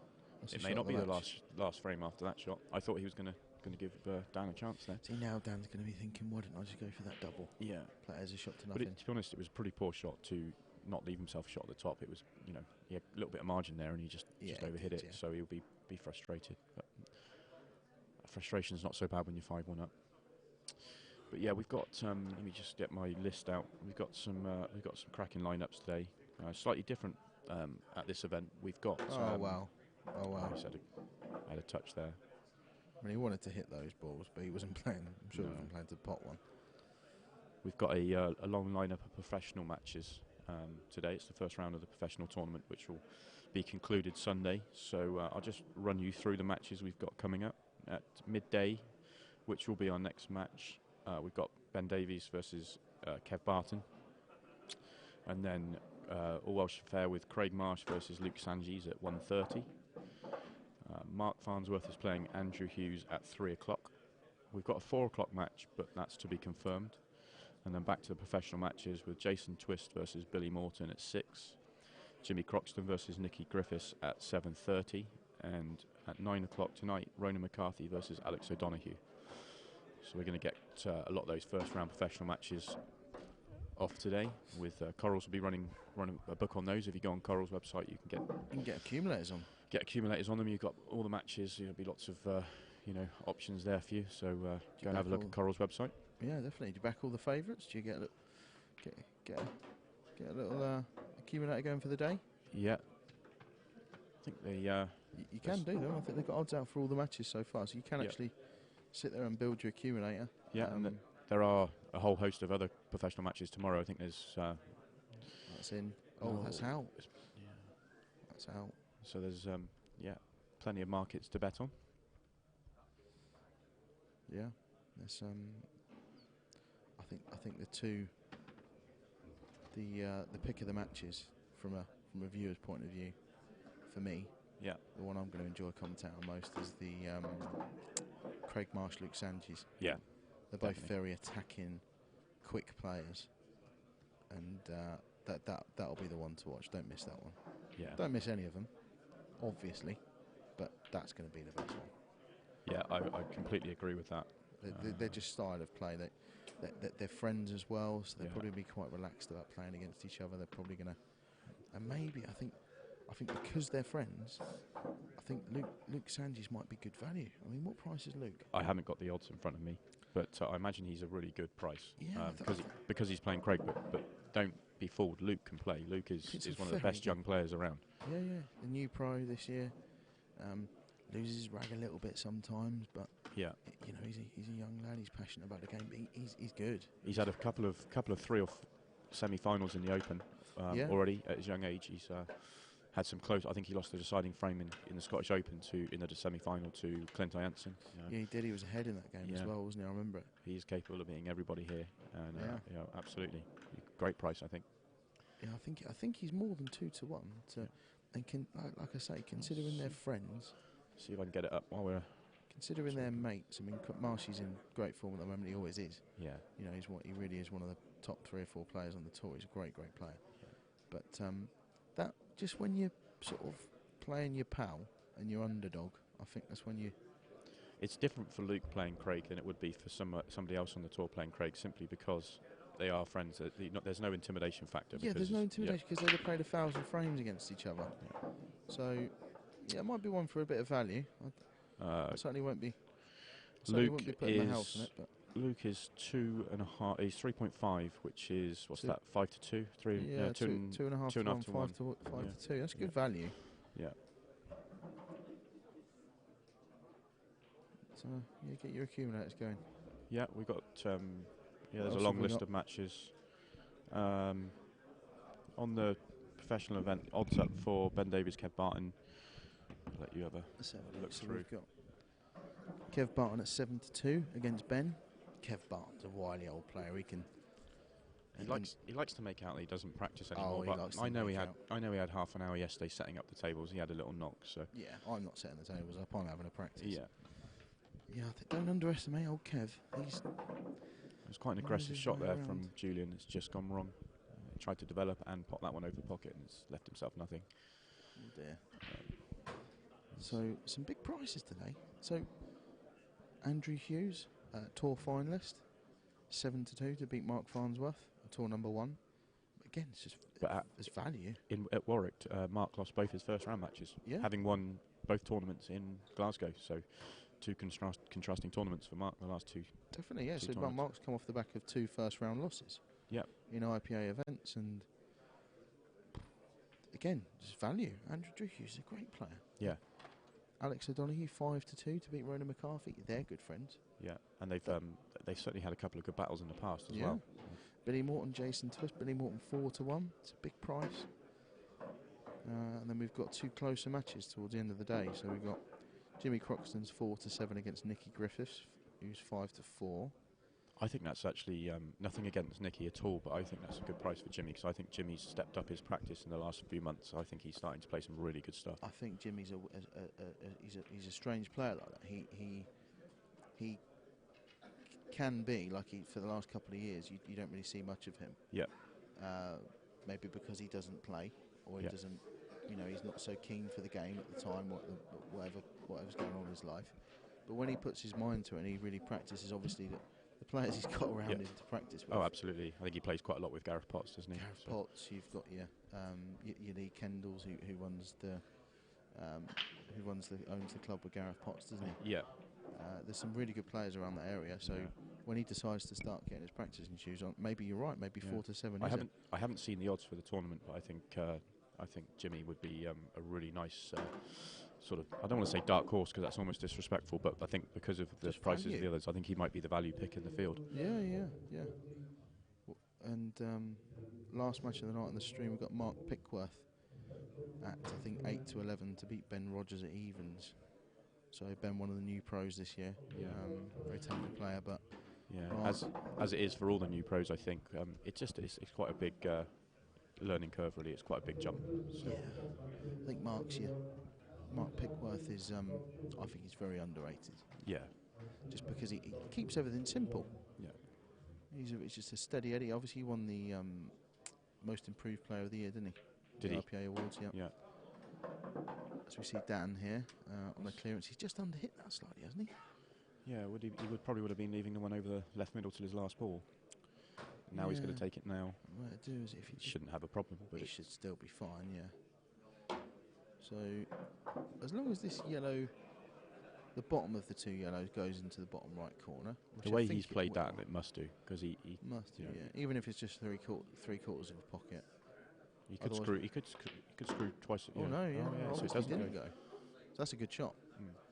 He just needs to. He's got to find the gap if he's going to play for the black to the left middle. Yeah, he needs to find that pick a gap, and the middle pocket jaws are there. But yeah, stuff can go wrong here. Yeah, and it has. Yeah, it has. He's got into that too much. So that was fine. So 4 shots ago when you said it was he's just left it a fraction short. It looked obvious that he could recover, but that if he gets straight on the shot, if he gets that shot right, that was unmissable. And it just shows you that these are the visits you were on about earlier, the 99 out of 100s. That all of a sudden, it's a 90 out of 100. Yeah, like you're saying, the finishes that you miss them. Purely because of concentration and your mind. It's got nothing to do with talent. It's got nothing to do with ability. Yeah. It's just and obviously concentration and shot selection and knowing when to take that extra 10 seconds to make sure that you get the white ball exactly where it needs to be for a certain shot in a certain frame. That's that's a skill in itself, is to realise when right, this next shot, although it's not difficult, I need to make sure I get this right, because if I don't, it spirals. Yeah. 1 minute you're a little bit out of position, then you're a lot out of position, and then you snookered. It builds and builds and builds because you've got less balls that you can recover with. Yeah. And gets more critical towards the end. That's what the very best players do. Like your Farnsworth, for example, he'll take sometimes for an average Joe, they might be looking at it and going, "What is he taking so long for?" Yeah. Well, it's because he does look and re-look, but he's so precise with his positional plays. Why he's number one. Yeah, he realises when, right, okay, I need to be exactly here on this shot, and if I'm not, I'm going to start to become, oh dear. And that is the match, unfortunately. I was just starting to think that this could be, tight. I was just starting to think 5-3 would have meant. Hang on a minute, we're playing to 6.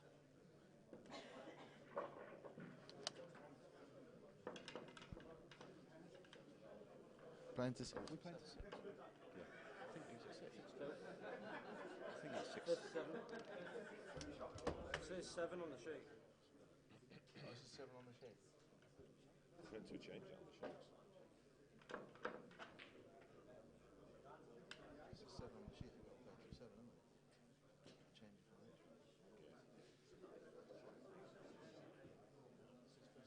Yeah, it should be 6, but they'll have to play 7. Yeah. It should be 6, but play 7. Apologies, we're playing first to 7. It's we've had a printing error, but it will be first to 6 from now on. But because the match has started with first to 7 on the sheet, it will finish as first to 7.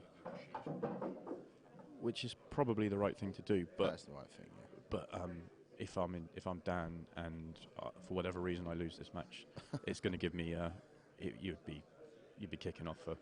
Yeah. You shouldn't be because you're 6-2 up, first to 7, and it's your own fault if you lose. But yeah, I actually think the match will be over in about a minute's time. Yeah.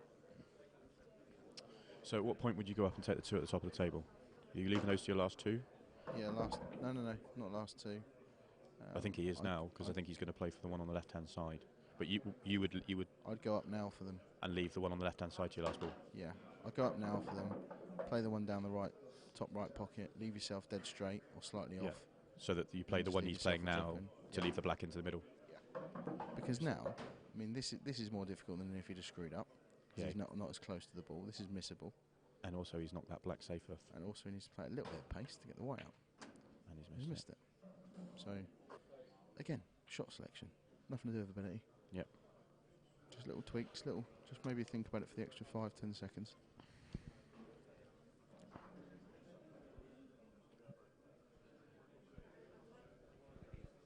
I think Julian's going to be laying a little trap.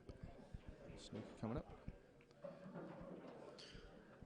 Yeah, so first to 7, that last frame was even more critical. I was thinking that would Julian started to be thinking about winning the match or getting back in, you know, he could, because obviously it's 6. We were thinking it was 5-2 at first to 6.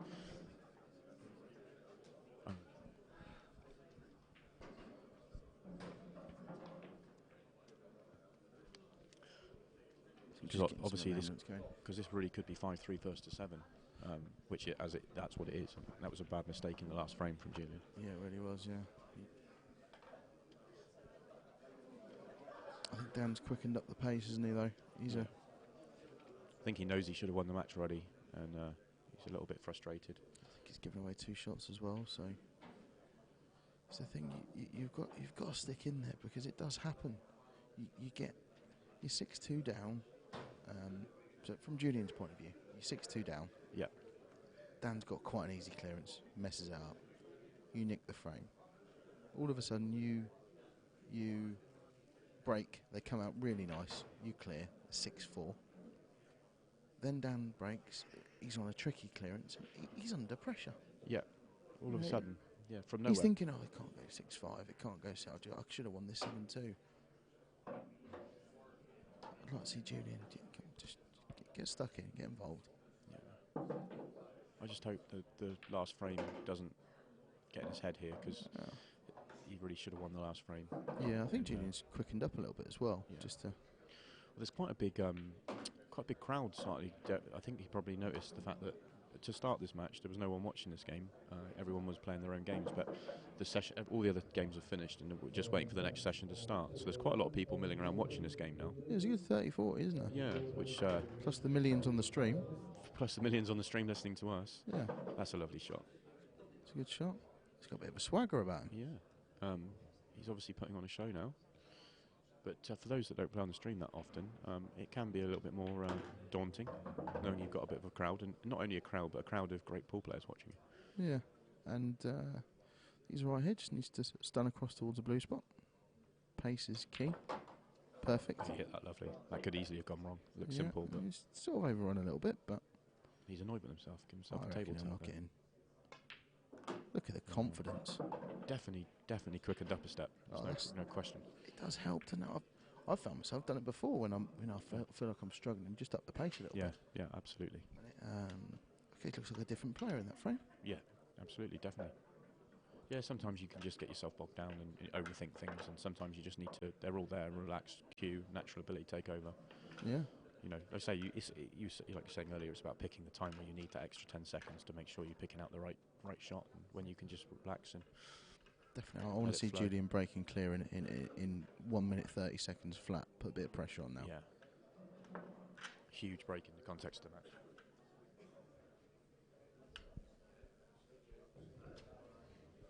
(6-3). It's Julian's break. Julian's break, yeah. Yeah.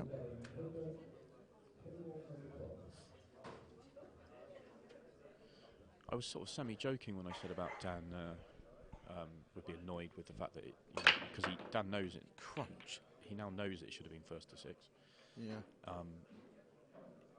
It might start to play on his mind a little bit. But unfortunately, Julian's not made a ball. He hasn't, but he's left a table of they're not drop-ins, are they? You know, there's a finish there to be had, but they're not drop-ins. This is a much harder finish than the last 2 that he's messed up to win the match. Oh, definitely. That last clearance was fairly easy. Yeah. and I think he was sort of maybe a bit just casual, blasé. 6-2 up. He's a really good player. He'd be expected to get them, but he just needs to develop this ball next to this yellow bottom left ASAP at the first possible opportunity. I think he was trying there. But yeah, he might have tried to maybe he's tried to land on it. If the cue ball had stopped a few 2-3 inches short, he'd had quite an easy drop into the middle. But he's still going to play that now, and this will open the frame up. And if he makes it, they are open. But he hasn't. Is it the jaw? Is it the jaw? Is it the jaw? Julian's back in. Kind of, I see that swagger. Yeah. Now this is interesting to see how his pace of play on this visit, because he has got some work to do at the top of the table. Yeah, he has. And the one that's sort of black spot area is tricky. So he could play on that one now. He has. He's gone across. He's gone into the. That's not the worst. It's the right intention. I like the fact that his first thought there is going game, because if it wasn't, you wouldn't have moved that ball. So he's thinking like a going game, which is good, because I think 3 frames ago he would have just covered the top of the table. That's right.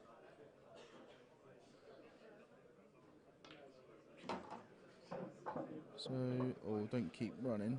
I think he's going to take the one at the bottom. So he's on it. He wanted, actually, it's worked out really, really well. Yeah, he didn't want that, did he? He didn't play for that, but that's worked out good. He didn't play for it, but he's actually worked out lovely.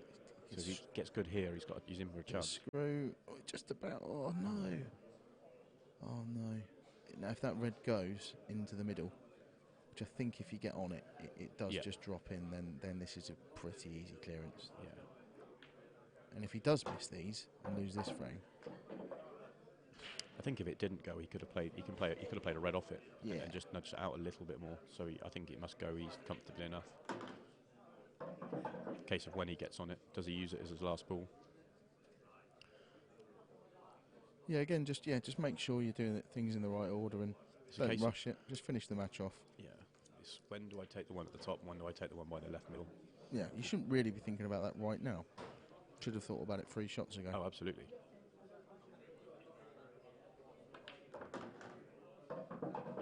So he's going to go at the top now, I think.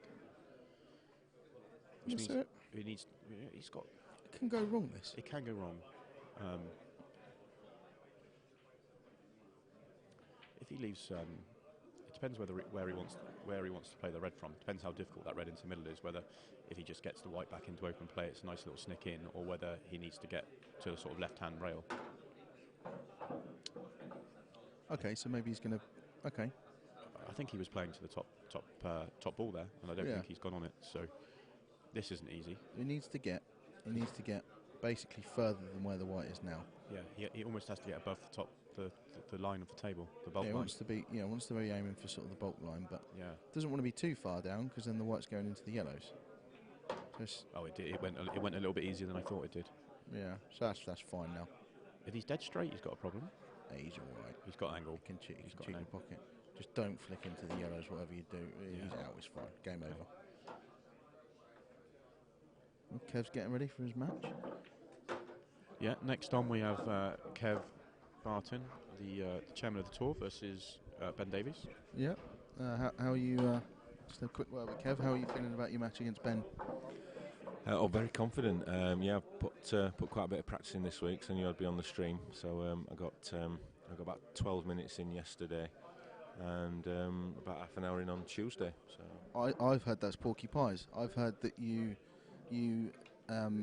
whilst everyone was putting all the tables up yesterday, you were sat back with a newspaper and a full English, and then you had about 3 hours to yourself. I completely refute those allegations. Fair enough. Good luck. It was fruit, not a full English.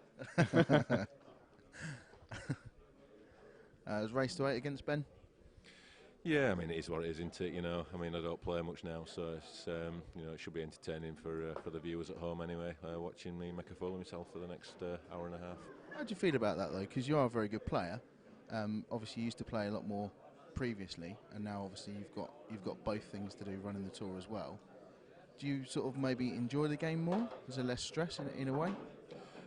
No, not really. No, it's actually worse because I've always liked to compete, and whilst I've never been the most talented player in the world, I've always been able to compete with the top guys, and now I can't really compete. And I'll play well a few frames and then rubbish for 5 frames or whatever. So it's hard to sort of take. But it is what it is, isn't it? Well, not much I can do about it. You're too modest. You can compete. Your problem is because you've got so much going on. You can't do it match after match after match. You can beat anyone in a race to 8, and you know that. It's just a case of obviously putting those matches back to back and that level of concentration when you got all the other stuff going on around you. I think that's your toughest thing, maybe. Yeah, fair point. Yeah, I can win a match. I think what is it now? What was the first event? Wales. Anyway, we've got to go. Had quite a good victory against some young up-and-coming kid who just won the Open event. So yeah, I can win a match, but like you say, winning 2, 3, 4 on the spin is virtually impossible. Yeah. Well, good luck. Yeah, cheers. Well. I'm going to need it. And we'll pick up commentary when that game gets underway, which should be a few minutes away. Shouldn't be too long. Yeah, speak to you in a bit.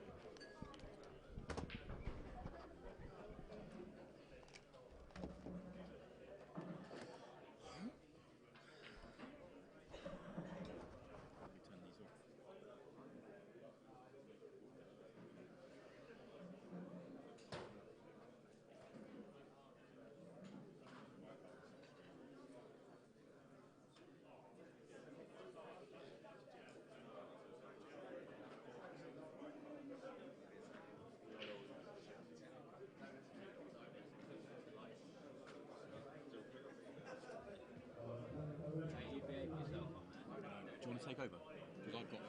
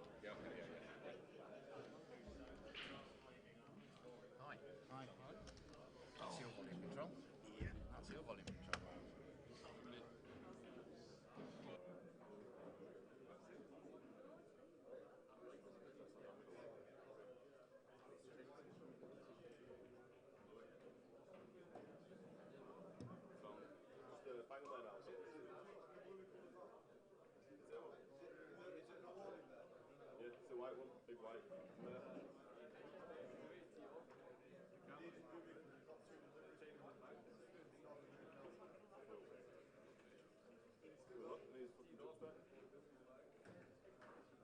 they not read the note on it? Have they not read the note on it? No. It's a little bit like that's.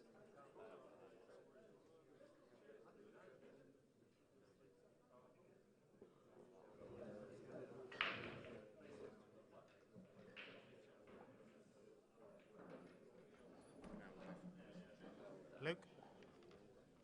No. Is it live?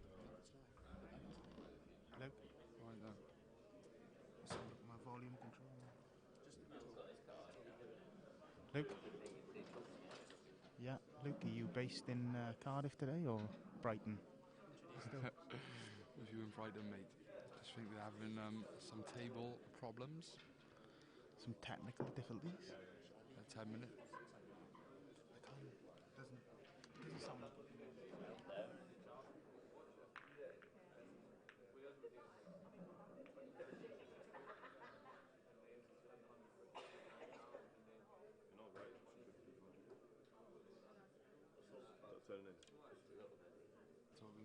Yeah, I can hear you now. Seem to be level in the table here, Luke. Pardon, what'd you say? They're level in the table. Leon, the expert. So up next we have Kev Barton and Ben Davis. What's your score predictions, Nick? Was it races to... Is this the pro event yeah, now? it's races to 8. It's the first round of the pro event. I'm going to go 8-4 Ben. Yeah, I think Ben's going to win pretty convincing. I know he's practicing a lot now with the club opening. Yeah, he had a year off. But, I heard he's going full time next season. So he's quit his job and he's a full time pool player. Is he? He's in every competition. That's good to see. A few years ago, Ben was some player, wasn't he? Till I took him out in the World Championships. Who else did you beat in that, Nick? Luke Sanchez. And lost 10-8 then to get Ibbett, the world champion. So I thought you had a good tournament. Is this table from the last event or is it redone? Do you know? I don't know, but I think it looks brilliant. Coral on board now. Ben's heavy favourite in this match, 1-6 on to beat Kev Barton. Have you checked the odds or? Yeah, Ben is 1-6. So obviously Coral really fancy him as well. Yeah. Ain't giving Kev much of a chance. So what was the odds, sorry Luke? What was Kev to win? I'm not sure, he was around about 4-1. 4-1. I think. I know definitely Ben was 1-6, so I don't know what the other price would be. And Ben 1-6 on. I'm not a big better, but I think my money'd be on Ben in this one, but it's a game of pool. Tell you one thing, Barton have got a big break, so you never know. Yeah. Seem to have a bit of problem with the table here, Luke. It's not like the club table, is it? Do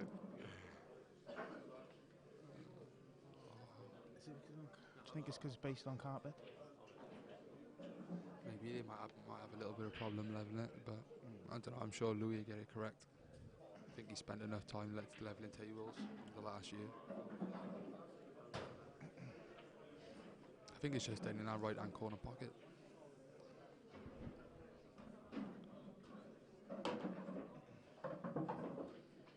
Not too long now, we'll be going live to Ben Davis, the Welsh Dragon.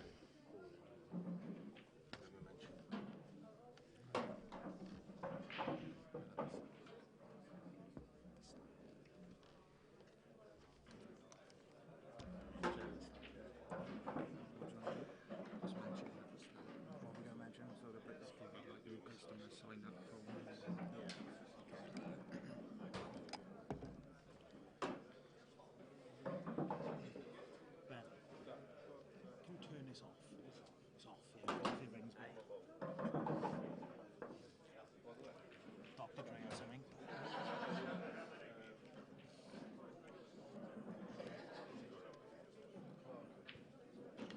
Still having problems with the table. Don't give me the chips, don't give me your tunes. Hmm? We're ready to go. We all ready? So what do you want to do? Just talk about that. Just give it 2 minutes. And then lunch going.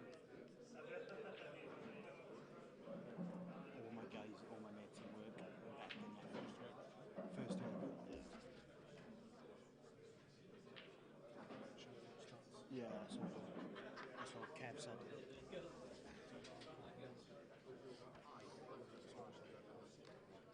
It's going big, but it's going big. I am the fade. This is the future. Look at my fade. No, this is a future fade. Sauce button back.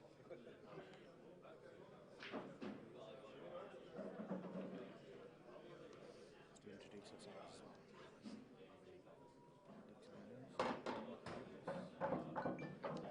So can't be having that.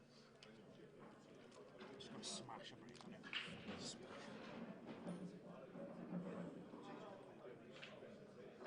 Might need to borrow your plug at one point.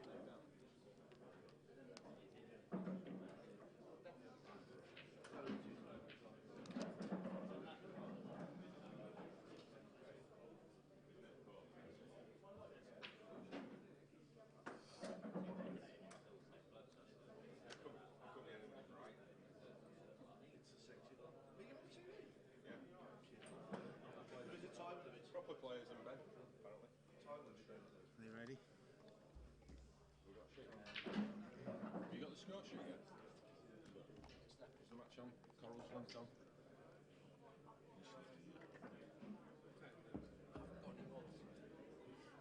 Can we get the in-play odds then on that one? That's the in-play odds, Yeah, Right, yeah, come up in there.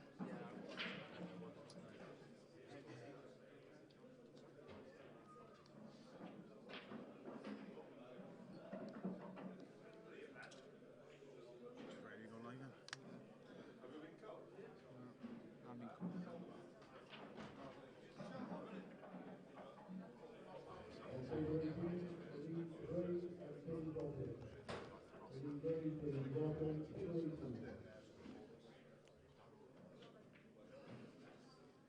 Right then, ladies and gents, we're ready to get the action underway. You're at Brighton. For the IPA British Open. This is the first round of the professional event. Kev Barton versus Ben Davis. From Llanelli. Very famous for his rugby look. New customer offer at Coral for a promotion. Bet £10, get £30 for new customers. In free bets as well. So if you register today or place your bet. In the British Open, just like or log on to coral.co.uk. Sorry. You could download the app on iPhone and Android. When the fun stops, stop. Also, you can watch all the action live on the Coral live stream on their website and maybe in some of the shops across the UK based. Okay, for first time users, there's in-play betting as well. So get your bets on. Right, like we were saying, Ben Davis, the massive favourite in this match, 1-6 on, so the bookies fancy him. Who are you going for, Luke? Definitely Ben. I think if Ben gets in front early on and gets off to a good start, there's no way back. He's such a good front runner. Okay. I think for Barton to have any chance in this match, he's going to have to get off to a good start. Okay. So once Ben's in front, it's hard to stop him. Goes a big break. And this is what we was talking about. This is what Barton needs to do now. Take these chances, get off to a good start. Every ball goes. These Reds look promising. It's vital for Kev to get off to a good start today. Definitely races to 8. Yeah, you fancy Ben, 'cause that's quite a long race. So Reds in play.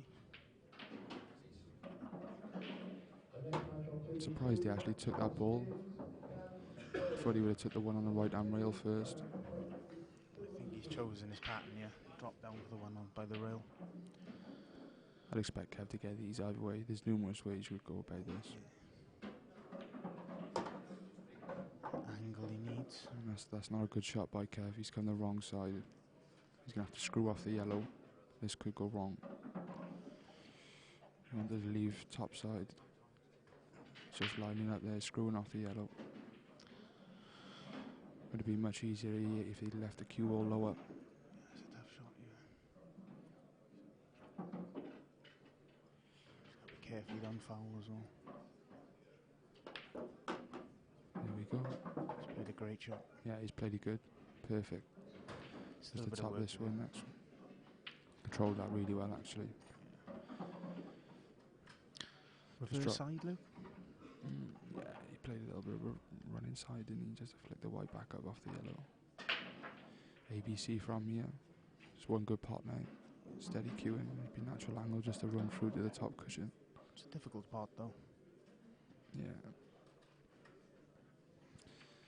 Just taking his time a little. He knows this is the main shot, the frame winner.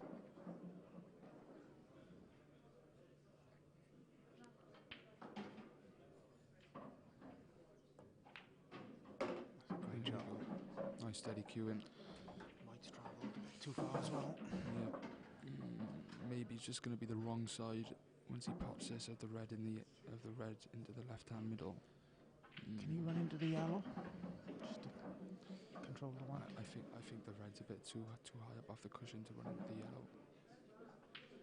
Maybe unless he just stuns down for the right arm rail, for the red on the right arm rail, and screws the white back up. Because you don't want to be leaving himself the wrong side of the red in the middle. I'd be trying to hold on the yellow if I was Kev. I'm pretty certain he can hold, yeah.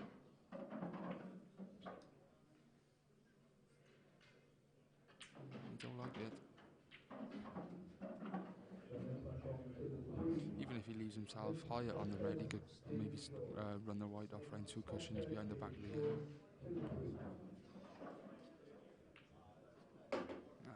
He's done the second option. That's alright. Give yourself a Just chance. one good stun shot now. Should be fine. You can see this is just the start he needed. The one thing I will say about Kev, he has got a real big break. Oh, well, that will change the odds with Coral. The odds ain't actually up yet, are they? In play odds. Must be a slight delay. So how was your journey today, Luke? Yeah, I got here about half hour ago. Yeah. It's fine, no traffic. It's pretty straightforward, really. I managed to stop for a drive-through Starbucks. That's a bit of a twitchy one there from Kev. Bit of head movement. He had to force that out, didn't he? It wasn't straightforward. But He has got a little bit of insurance with that red on the pocket, but I still expect Ben to win the frame from here. Maybe if you could put him in a good snooker behind the two yellows.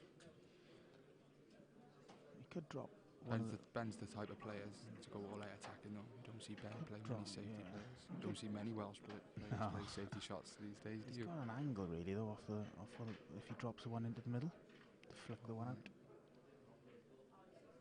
I just think it's a bit awkward with the way the second yellow is placed down by the red ball on the left hand side. It's in the way to stun off the cushion, the white ball. There he is, he's played the snooker. It's not very often you see Ben Davis play a snooker. And that's why, because I think he's left him on the red ball, I think he's left him on the plant. So you can now see why Ben don't want to play many snookers. No. I think that was the right shot though, definitely. I think I would have attacked a bit on that. Just a containing shot really, isn't it? Yeah. But I wouldn't have expected this chance. No. After missing that red straight away. He has to take his. It's always the same with your first frame out to get. It's always a little bit edgy, but Kev's played it. Just give him half a chance. I was positive you could see that red to play the plant there, isn't it? I know it was close to the in-off in the middle, but that's not a bad safety shot from Kev. No. I think Ben's going to come off the one on the cush with a lot of side and send him in behind those yellows. Don't think he's left. Does that yellow able to sneak in behind the red on the bag? Maybe. I don't think so. I think the shot is what you said though. Clip off the Yeah. yellow on the right hand cushion and try and aim behind it. Yeah. That's what he's aiming his cue. That's where he wants the white ball. Yeah. But like I said, the This is first a tricky frame. shot. This is as well because the Yeah. stream table's a lot faster. That's what I mean. The first frame, it takes a while to get used to the pace, so it's easy to play the wrong shot. You know. Yeah. Just needs good touch here, Ben. We see if he got the pace of the table on this shot. Not yet. No, when he's under it that far quite away. So yet again, here's another chance for Kev. He really has to take this. It's been quite an edgy start from him. I think he's only got what, 1, 2,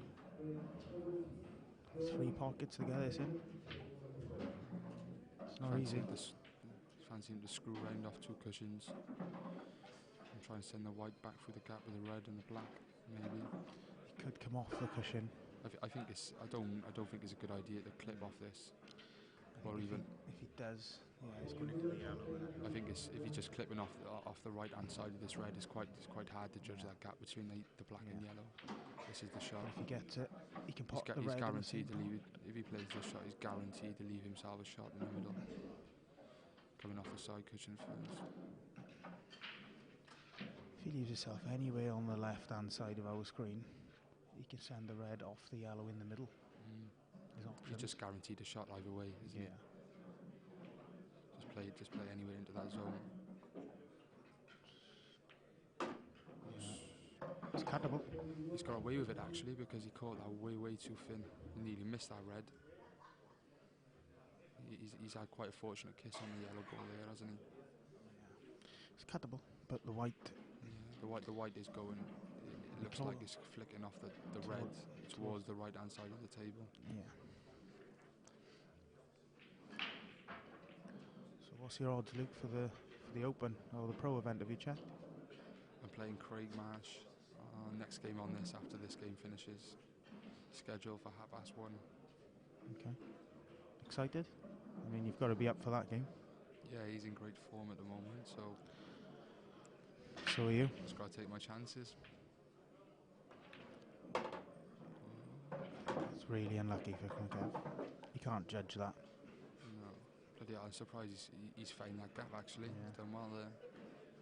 And I think that's 1-0 to Ben. So there we go. It's been quite a scrappy first frame. Ben really haven't had much of a chance, to be honest. He's played a couple of snookers, but.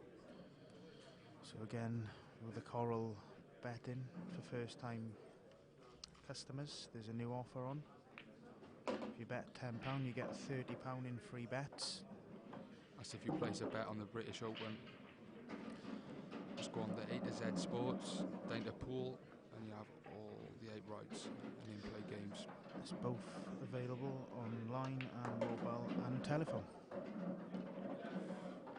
Little error from that. That's alright. That's quite a nice kiss actually, because it saves Ben having to play the long yellow or playing the plant. Yeah. Sure, Ben won't hang about clearing these up. Batter needs to get off it to a good do it, really getting a ball off the break now. Next frame once Ben clears these up. Yep. He has a big break, Kev. Huge. Every time what I've seen of Kev anyway. But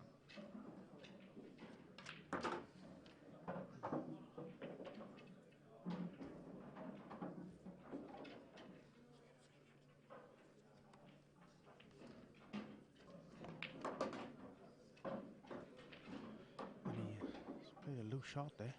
that's a very loose shot by Ben. Yeah. Like I said, the first frame is quite hard to get. Yeah, it is hard to get used to this stream table. It is almighty quick. But Got a bit of work to do here now with this white ball. It's going to be coming up and down the table twice.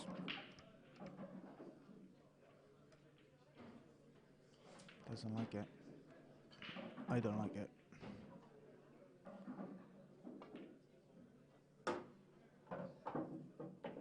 It's a great shot. He's recovered well there. Judged the pace perfect. Didn't make it easy for himself though, Ben. He got it in the end. It don't matter either count. Ben won't be bothered as long as he wins the frame.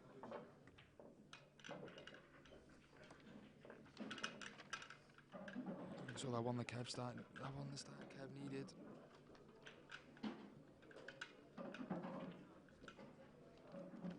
So the favourite goes 1-0 up. For some reason the coral link isn't showing the in-play ons. But that's even strengthened Ben's case.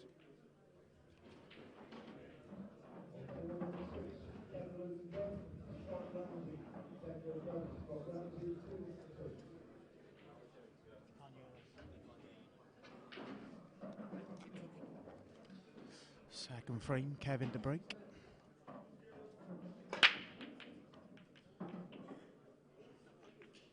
That's 2 dry breaks from both players. And Ben with the first opportunity.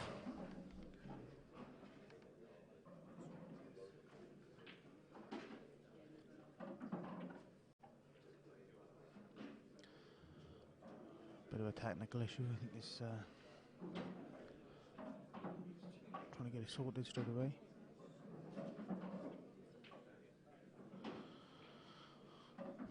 Yellows here. Yeah, well that's the second try break of this match so far. Just got to plant and to roll it through for the one on the rail. Great job. Yeah, definitely yellows. Still a bit of work to do though. Yeah, as long as he clears that yellow by the right down middle, it paves the way for the yellow right by the black. Yeah. That yellow does pass the black into the middle once the other yellow has been moved. So it's a good chance for Ben. Yeah. And when he gets going, It's hard to peg him back. Once he's going, he's gone. He's not one of them players you want to give a few frames lead to.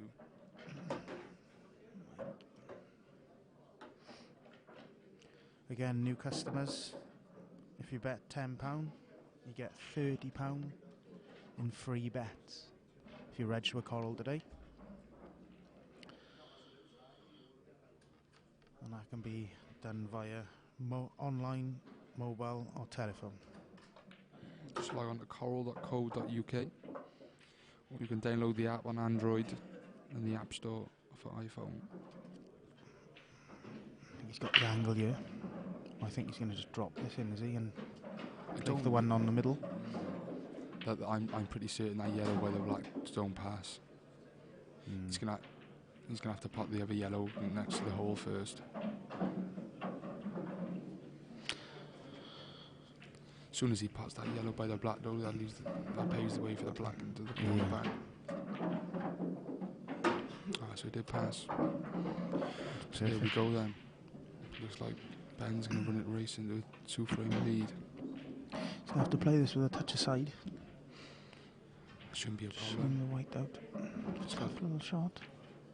He's played it well. So we go in. Good start from Ben. He's done all the hard work. Just got to use as long as he don't leave himself too low.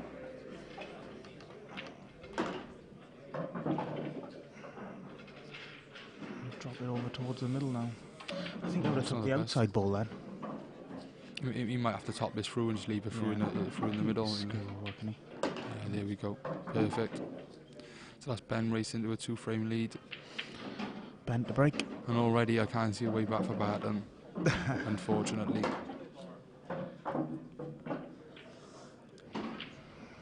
There we go.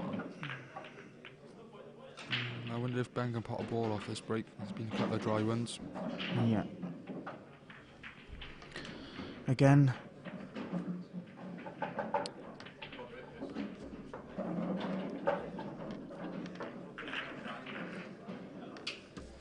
What's your predictions then, Mick, for the score? I'm going to go 8-2 Ben Davis. Yourself? I don't think... I think Barton will do well to get over 4 or 5.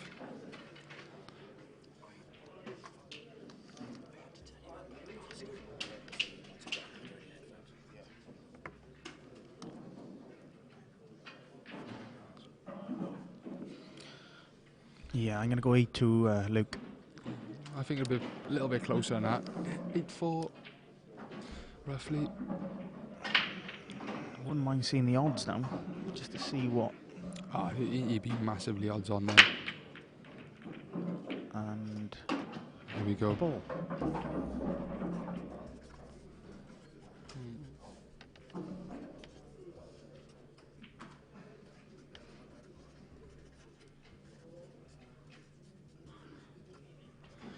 So the time Ben actually gets a ball, he's on a tricky one now, really. He's bridging to the left-hand corner for this red. He would have been preferred to be on something nicer.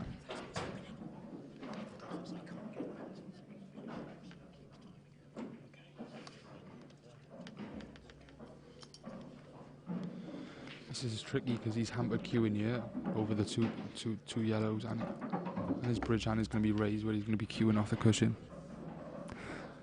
I don't think he can turn down this red though, really. Well, good, then. This is the frame winner if he gets this. Looks good. Yeah. We'll just run the wide a little bit to it. A good pot though. I think as long as you can see this.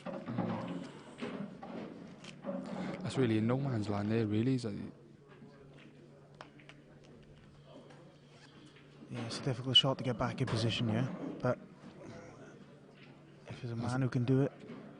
This is tricky queuing off the cushion at the top. There's a bit of pressure on this one. I don't think he can. I'm not a fan of cutting this into the corner. I still fancy Ben to win this frame based on where the yellows are. If he's cutting that into the corner, it looks like he's sending the white near to the reds. He could be flipping the reds into the yellows and pushing them safe. He's played the double. Yeah, great shot. I didn't see that one, Luke. Great shot there by Ben. He's got the natural angle just to follow through now for the red on the cushion. Yeah, some good vision from Ben. It was a risky shot though. He was leaving himself on the yellow. Kev on the two yellows if he missed.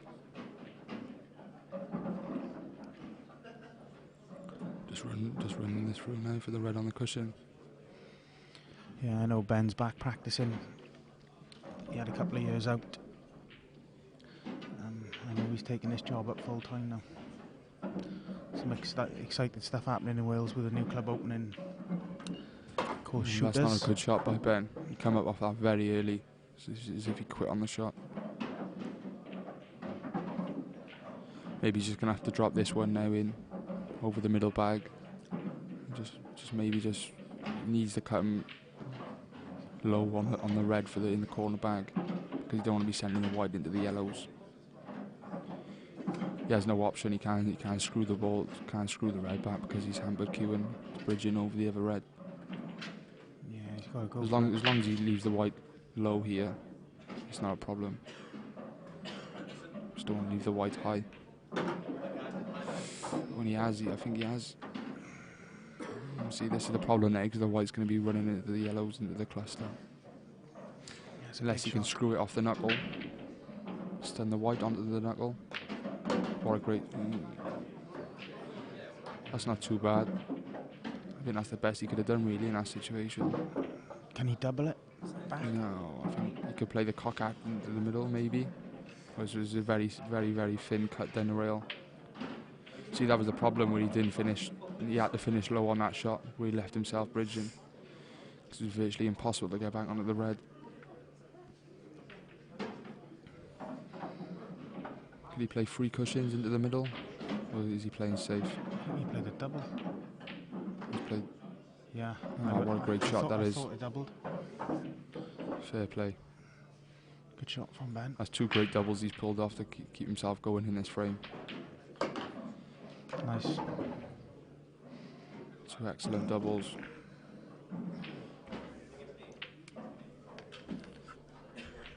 Just to let you know that the Coral live play in odds.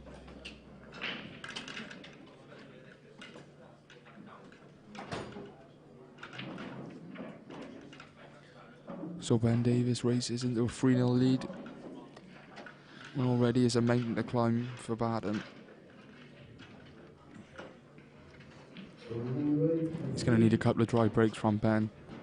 And a couple of errors, I think. Yeah, I can't see that happening. Ben pulled off 2 great doubles there to keep the frame going. I thought they doubled. It was a big shot though. And see ball. He needs a ball off the break here, Barton, desperately. He's got one. It's a big break. It's a real big break.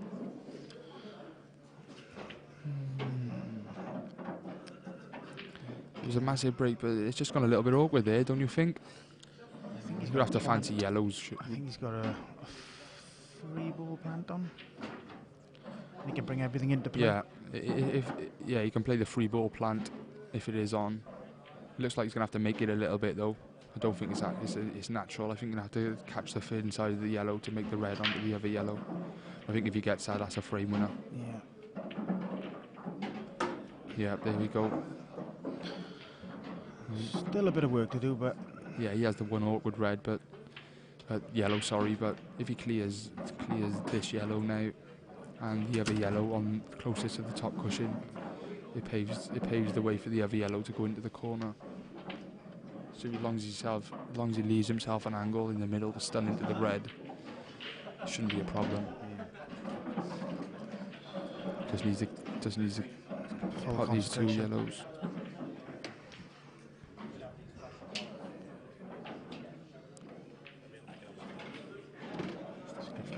See, yeah, perfect now. If he's stunned, pots this yellow in the corner now, it paves the way for the other yellow closest to the 2 reds. Just needs to stun up and leave himself angle to be able to stun the yellow into the middle and kiss into the red. yeah, a little bit of work to do, Luke.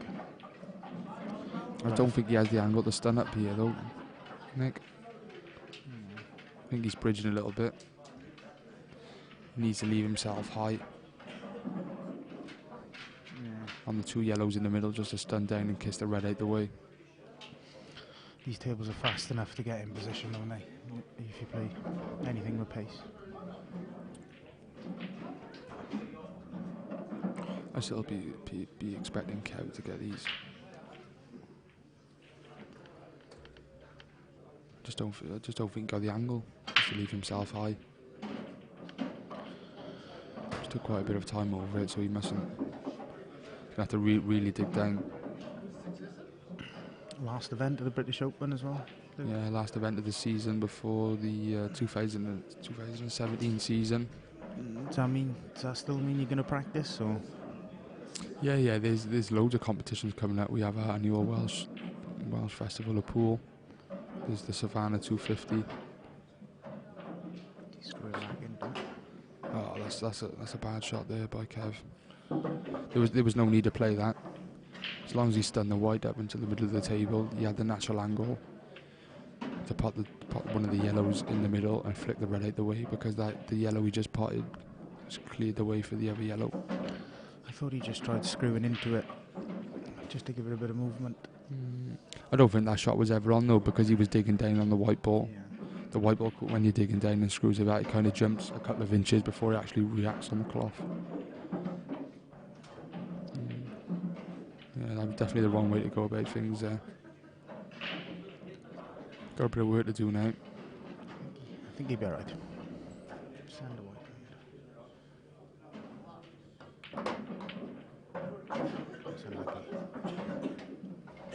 In a bit of trouble, yeah. Yeah.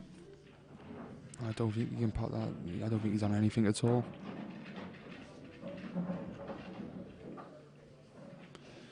Could be a little safety shot here from Kev. Maybe trying to. He's got a bit of security with that red over the black, haven't he? So just keep his balls in play. And, it's always going to be quite difficult for Van to win from there. Good shot. Has he left Ben anything? Ben could play a good safety shot here though, and try and hide the white in behind the black maybe. The red closest to the black, if he could play, run it through a half ball, and maybe try and send the white. If he can get it anywhere on the right hand side of our screen, Kev's in trouble. Either way, but the top right hand cushion, there's two reds by there. You could sneak off the second red, maybe and send the white then the cushion. Then there's also that possibility of leaving one of the yellow balls at the top.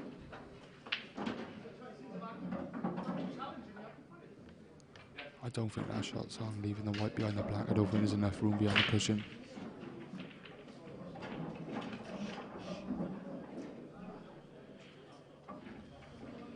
Just got to think this out a little bit here, Ben. So, scores if people are just joining us. Ben 3 from Wales. Kevin from Leeds. No. Race to 8. It's a good shot.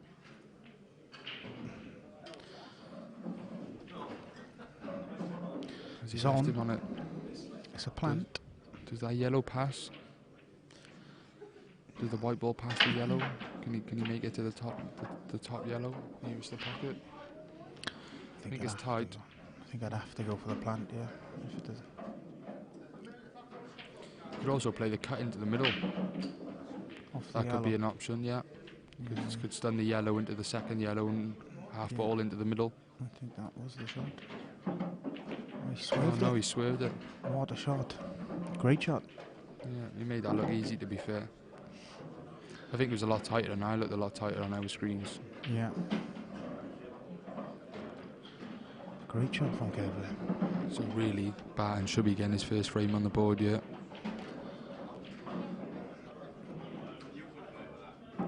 Both yellows pass into the middle. As long as he leaves that white ball anywhere near I the think left, it's any still- of the two left-hand rails, he's Yeah. perfect on the black. I think it's still difficult to get on the black if you don't get the right angle on this last yellow. He could play he's better off playing the longer red, the longer yellow, yeah. Just to leave himself the perfect angle to get on the black. You find a lot of the top players do take a harder ball in order to make the position easier for the next shot, which he's going to do.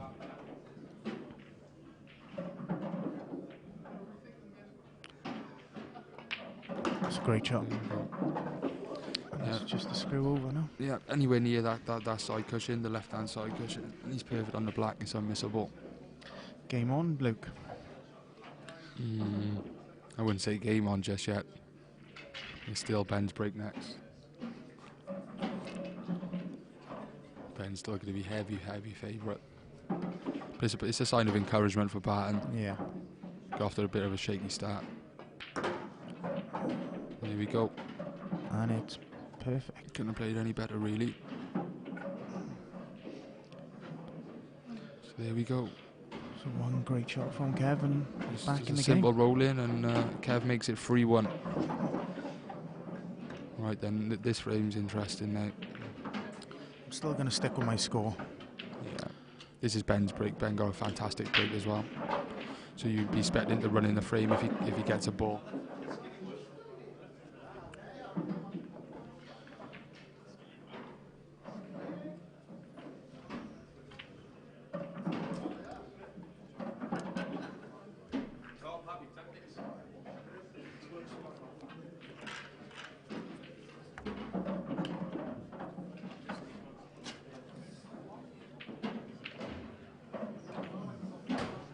Right then, and the fifth frame is underway.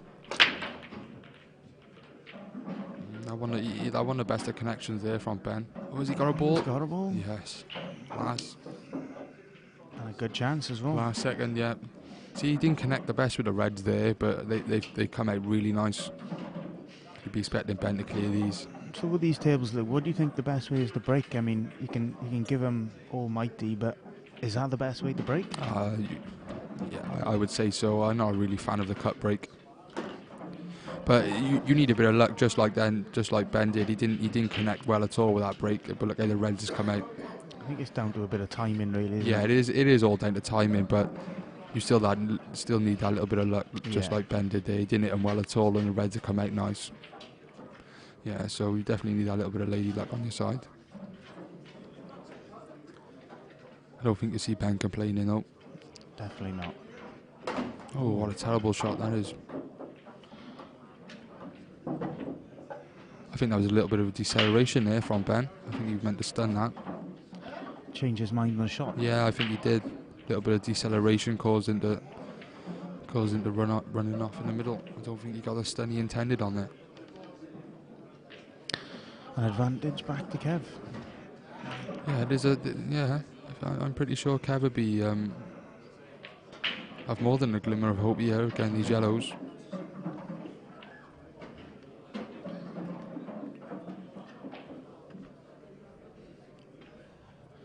See you next on stream. Yeah, me and Craig Marsh, 1:30. Looking Well, then forward it to went as soon as this game finishes. Yeah, they were scheduled for 1:30. Just gotta play well and take my chances. Hopefully, I can do the goods. Kev just having a look at what and how he's finishing these. To get a chance to go 3-2. Yeah. The red closest to the left-hand bag may be coming into trouble.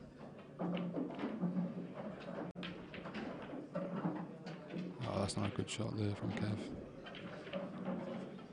It's like he played a containing shot. Playing that shot, he's relying on a lot of luck there. Should be alright though, I think. I mean, if he's going to have a little bit of problem now getting that yellow out closest to the right hand rail. It doesn't look like it passes the red. he takes this one to the top right. No, he's going the other way.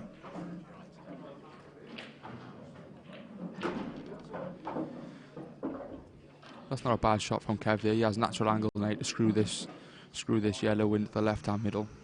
And send the white into the red or the yellow. Disturb the two. Must have played a good enough pace though so he doesn't block it. Yeah. He needs a little good cannon here. If this cannon comes out good, you expect him to get a frame. Just need to make sure of the pot. And he's took his eye off the pot Yeah. there. Concentrating on the cannon. I don't think that angle was natural for the white to be able to go into the right hand corner back, but I think where he missed the yellow to the fin side of the pocket, he created the angle. But that shot didn't look on, did it? Bit of an Didn't edgy look start possible. from both players really. Oh, I wouldn't say so from Ben. I just think it just one lapse in concentration there, a bit of deceleration. Would you put that down to concentration? Yeah, it looked like he changed his mind halfway through the shot. You expect Ben to get these though and just go into a 4-1 lead. That's the problem. Kev needed to be taking these chances. Yeah. He's had a couple now and off his break in the first frame. I don't think he can complain though.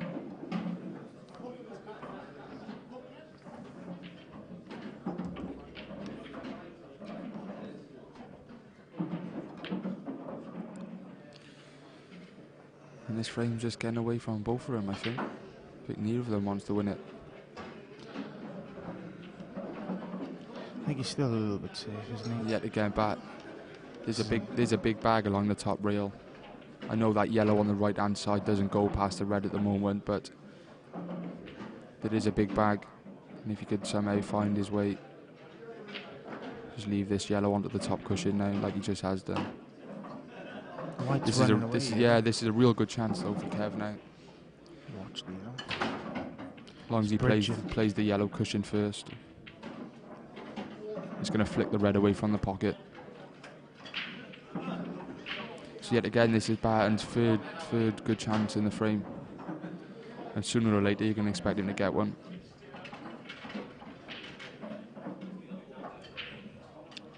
I think he's going to play the closer yellow to the white and just cover the bag. Do you think so? No. He's looking at it. Because he's awkward bridging he is on the far yellow. Yeah, I know he's sending the white away, but it's still a frame-winning chance at the end of the day. As long as he pots that yellow into the right-hand bag, and the yellow hits the cushion first, it's going to flick the red and send the red away from the I all. think he's containing him. He can play that shot at a later stage in the frame.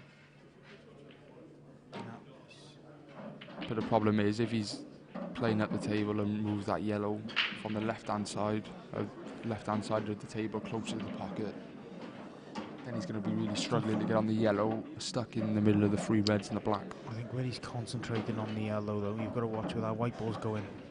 If you're playing at an angle off the cushion, it's close to that middle bag. Yeah, I thought he was going to contain him. No, I don't think he's playing a containing. Yeah. Yeah. Where is he?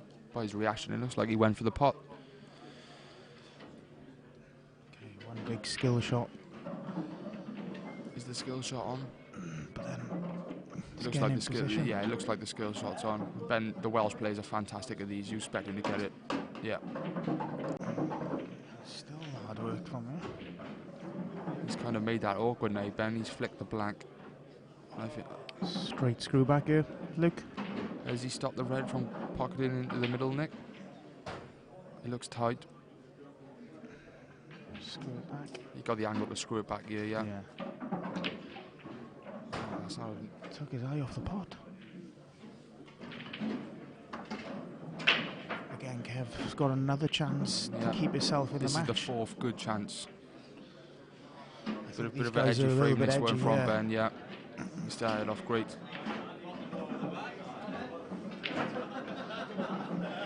I think Barton's left with no chance but just to go for the double. If he gets the double, he's a frame winner. But how many times have we said he's a frame winner in this frame so far? He's left with no choice but to go for the double. Could contain him. Drop him tight in behind the black. Yeah. Makes it very difficult to get out with. I don't think you'll see him play the safety though. It is a possibility, but it's a good chance of leaving the red on then, wasn't it, to the top. And plus, he's always going to be able to get the snooker off one cushion because he has the red on the bag. So here we go. I'd have been playing the double on the other yellow, see Nick.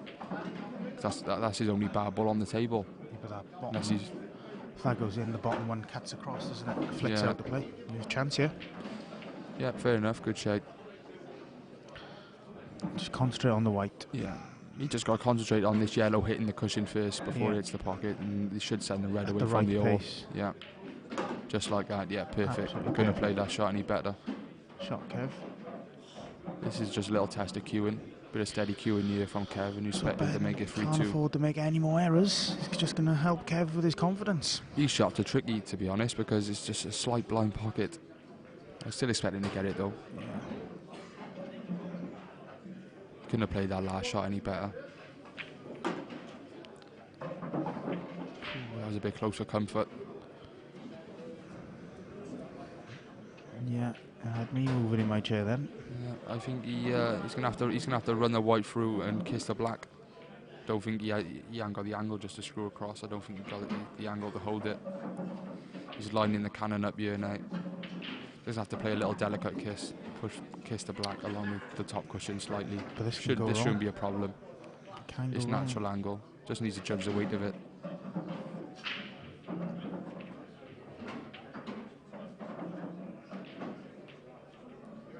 Oh, he's took his eye off the pocket. See, I didn't like that. Kev was fidgeting on the shot there. You're told as soon as you start out growing playing, you should get back up off the shot. Any discomfort or you change your mind, you should get back up. I think he just looked at the black, at the white when he cannoned. He couldn't have played the cannon any better, but yeah, you are told you definitely should get back up off the shot. There was a lot of fidget in there. I just put that down to practice, Luke. He moved his bridge hand several times there. Looked if he was uncomfortable cueing, and he didn't get back up. So Kev only has himself to blame there. And that's his chance now. I think that's his chance of the match gone now. Yeah, you can't see him coming back from missing them chances from a 4-1 deficit. That was a scrappy frame by everyone's standards. But they're the type of frames you'd rather win as a player. 4-1 lead then.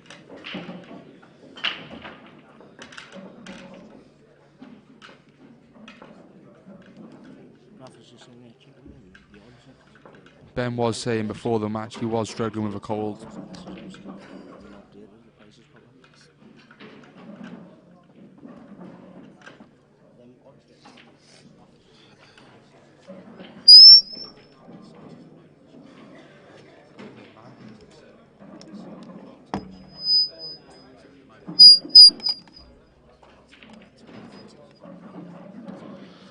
Kev to break. Yeah, I can't really see a way back from here, Nick. 8-2, I said. I was speaking to Ben before the start of the game, and he was saying he's struggling with a cold. He woke up this morning and felt really drained. Man flu. But you wouldn't have thought that the way he started the match. He pulled off some really good doubles in a couple of the frames to keep the frame going, and But pulled I off a think- couple of dishes. But yeah, it seems to be catching up with him. I mean, how old is Ben? In his Gotta be 30s? late, yeah, got to be 30. So it's probably in his 30s. You know, it's not as if he's never played with a cold before. I mean, I don't think that's going to affect your game. You've got a lot of experience in dealing with colds. But you seen him over there, and he was just moaning to one of his mates that he felt he was rubbing his eyes, complaining he's tired.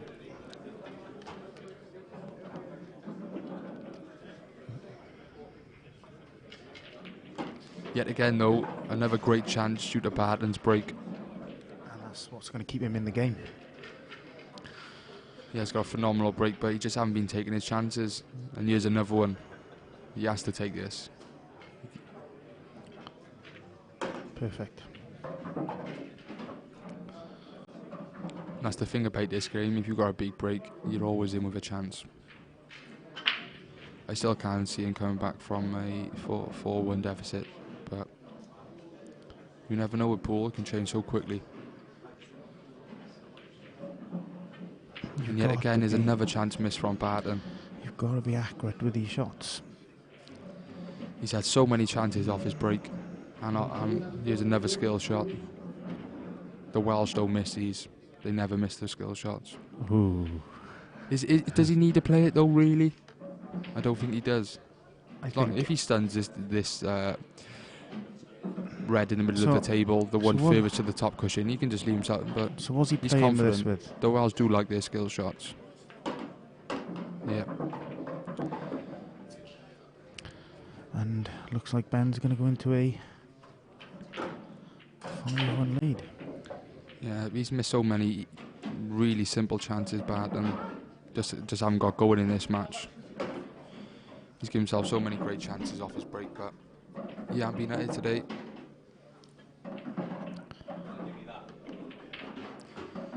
Ben must be feeling pretty confident though to take that skill shot on. I don't think Yeah. it was necessary really, but the Welsh, him and the likes of Simon Ward, are fantastic at them. They're just like a normal shot to them.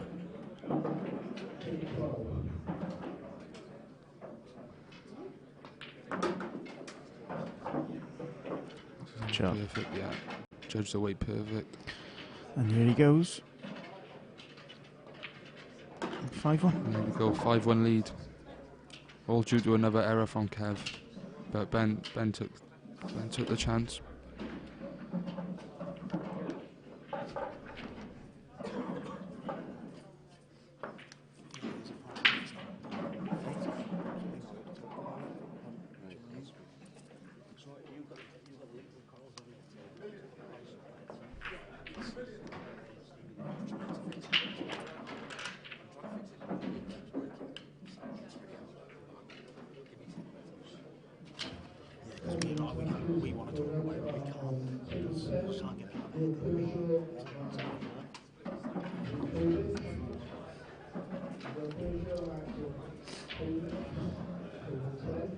Ben to break. See, that was a much better break from Ben. He timed that lovely. But it's funny, eh? Look at that. Yeah, he timed that break much better, and he got, you would say, twice as hard as a chance. Yeah. He got natural angle here just to cannon the black edge straight away. Red balls, perfect angle, first shot. There we go. Oh, it hasn't come out nicely though. That could have come out a lot better. I don't like playing that shot with stun, to be honest, because the white seemed to stun back off the yellow like it did then in between in behind the black. I personally think you're better off playing that shot with top to try and run the white through the reds, the yellow, sorry. Chance for Kev again. Not easy, but Yeah, I just think you'd be seeing Kev playing a containing shot here to try and bump the yellow in front of the red on the pocket.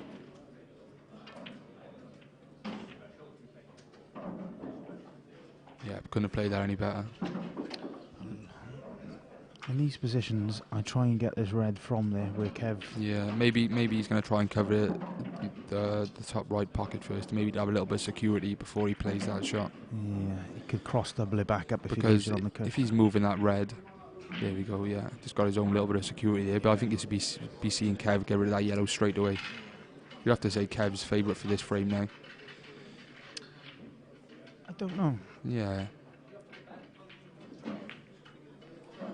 That's not the best of shots by Kev though.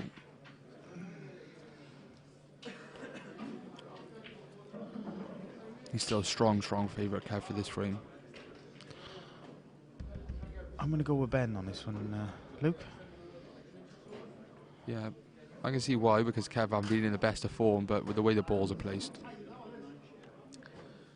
I think Ben's still got control of the black, unless Kev takes that bottom left pocket. The one thing, Kev don't want to be leaving the white any side of the right hand cushion, because that's leaving Ben a double plant to the right hand pocket. It's virtually impossible to miss that double to the right pocket. Just need to keep this left ball tucked into the left hand side. Hide the white over to the left. See, I'd be playing the other ball and covering the bag. He's left. Ben. That's a pretty good shot.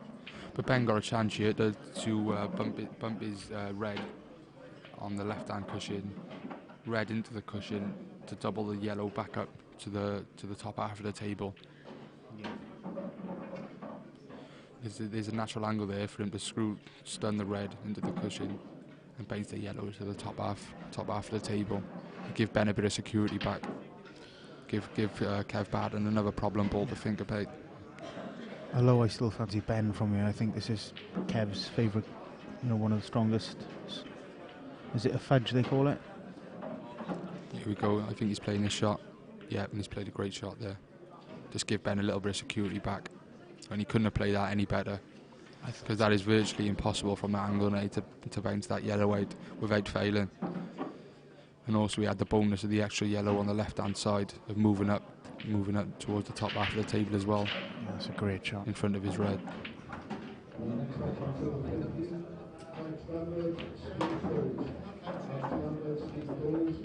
And Barton went out all attacking then. He's got an angle here though.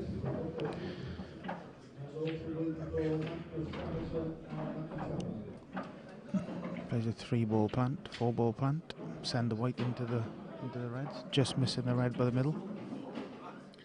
That was a superb shot by Ben there. That was a frame winner. I think he caused Barton to lose his patience a little bit and go out all attack for it.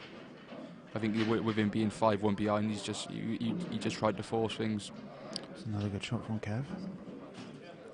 I think you could be seeing Ben screw the white into the cushion to try and flick his red away from the all, yeah. Or can he come off the side cushion with a bit of right hand side to flick the red ball out?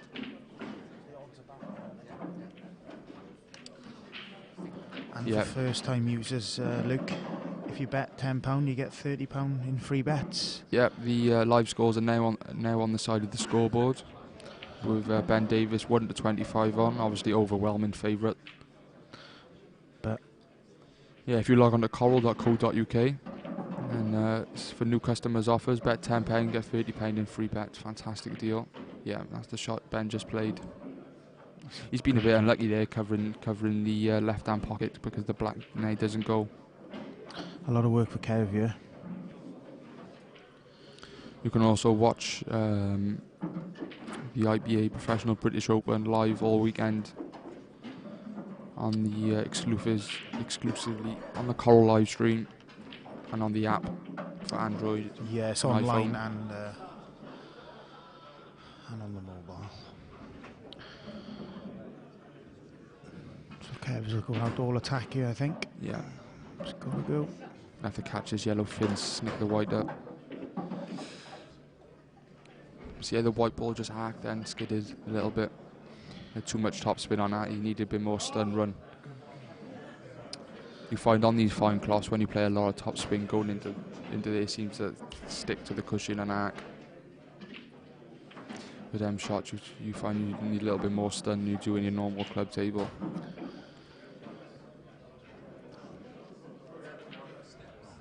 All from that one shot though Ben played by pushing the yellow back up now into his danger zone. Needs another good containing shot really, because the black does double. I don't think you'd even see Ben go for these if Kev did miss this. There's no need to push the boat out.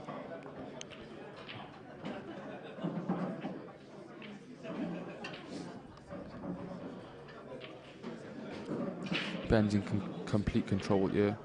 It's nigh on impossible with he's virtually left the yellow ball near the top right pocket touching his red, so it's impossible for Kev not to get that ball out without failing, because the red is virtually going to knock the plant in.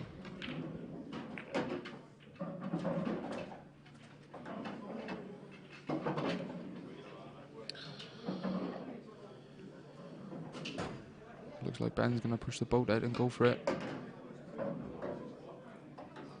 He must be confident of leaving himself a double. Yeah, that's the thing at this level, one chance. As soon as you see that chance, you take it. Vision. As long as he leaves himself straight on this yellow in the red, sorry, in the corner, he's going to leave himself a straight double. It's one you expect Ben to get, but doubles are never guaranteed. Unless you're Luke Sanchez. I do like a double. He's pulled off a couple of fantastic doubles in this match already, Ben. He hasn't left himself the perfect angle here, but in fact he screwed it a bit too far. But your opponent has just turned up, Luke. It's one I expect him to get though. He's pulled off a few great doubles today, and that's another one. He's probably pulled off, say, 3-4 frame-winning doubles in this match.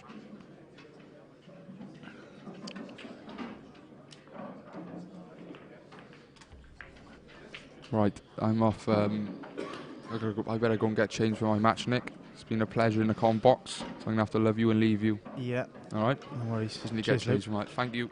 Good luck, Luke.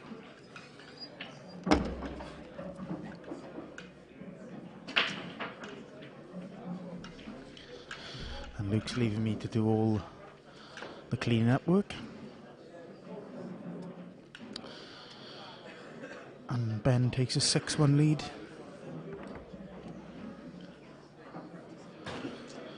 Big break from Kev. Keep yourself in the match.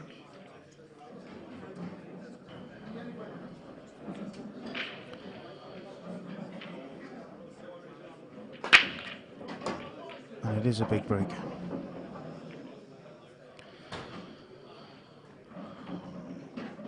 I think he's going to take the red option.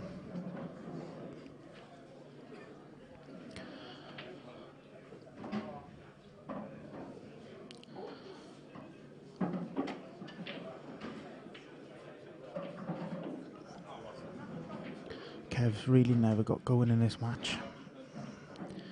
He's missed a couple of chances that Ben gave him to.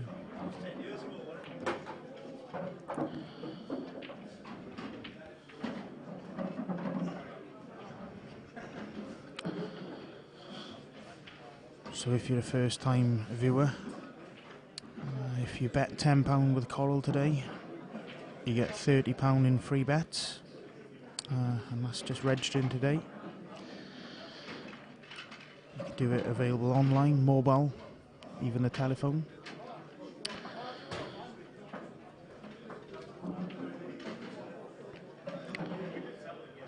A bit of work for Kev to do here on these reds. He's just not leaving himself in good positions to win the frame.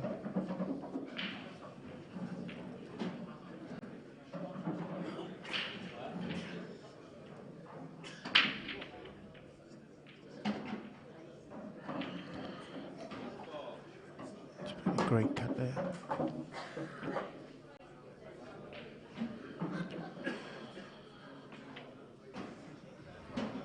So just for the people just joining us, the score is 6-1 to Ben from Llanelli down in Wales, and Kev Barton, his opponent from Leeds, and also the chairman of the IPA. And he's managed to take these out in a great route, Kev, yeah.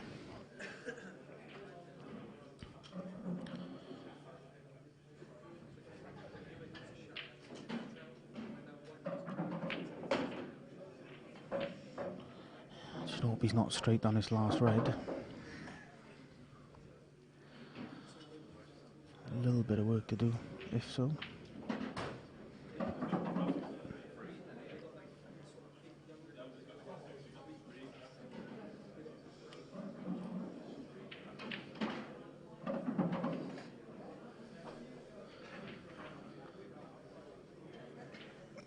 He's having to think about this, but I think he's left himself too straight, which leaves it hard for him to get on his last ball.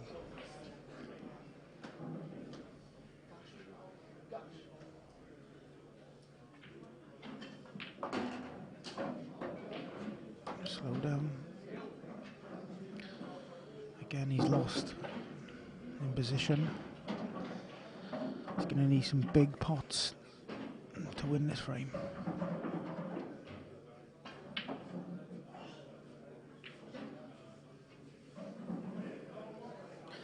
Quite excited for the next game. Another Welsh battle. Luke Sanchez against Craig Marsh.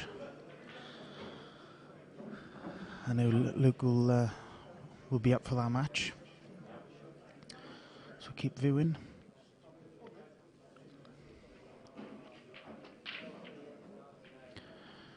Kev playing a big shot, and he's missed. It was a difficult shot, but again, there's a chance missed, and I think Ben can stretch his lead to a 7-1 lead.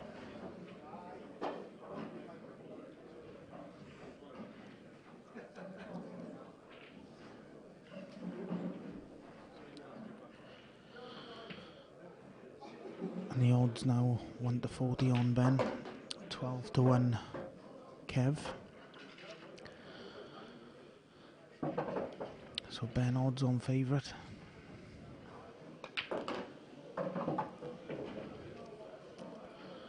And on the finish, close to victory.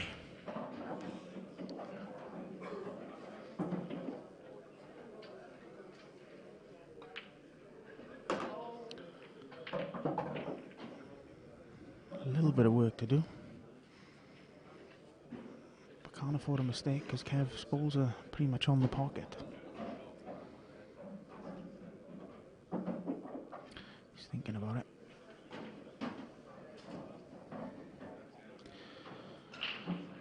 One big double.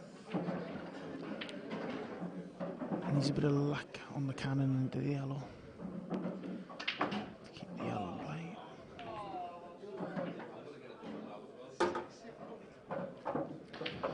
And yeah, he didn't get the luck he was looking for.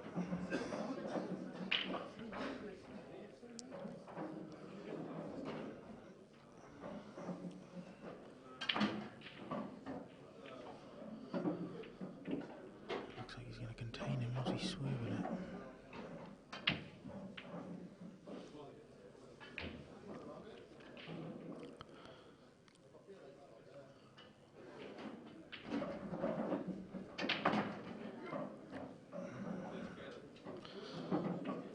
It's a big frame and a big shot for Ben. And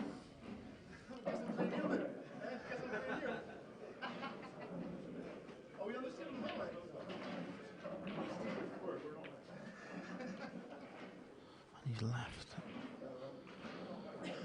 A difficult shot for Kev.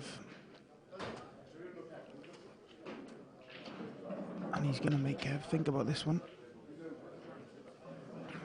He's got a possible plant on and sending the white up towards the top.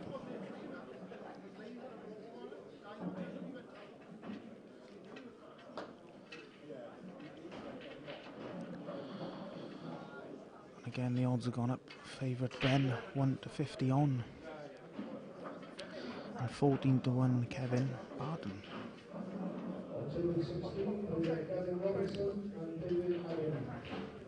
Robinson, David Allen, So the Coral app is open all weekend for the British Open, which have started today. And again, I'll mention for new customers offer. If you can bet £10 today, you get £30 in free bets. And Kev has missed the plant and left Ben with another opportunity.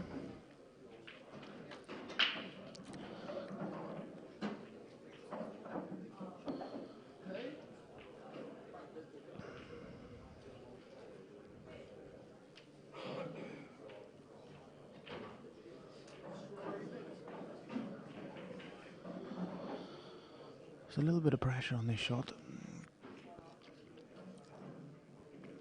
I think he's going to take the one nearest to the black if he's going to win the frame. I mean, he hasn't got the angle to come round.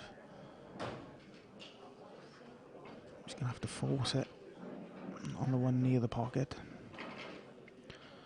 So I think I just lined myself up for the one near the black.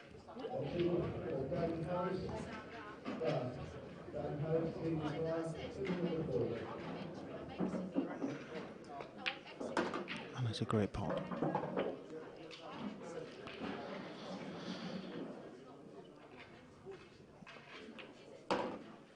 He's finished a little bit low. But shouldn't be a problem for Ben. And that's 7-1 to Ben Davis.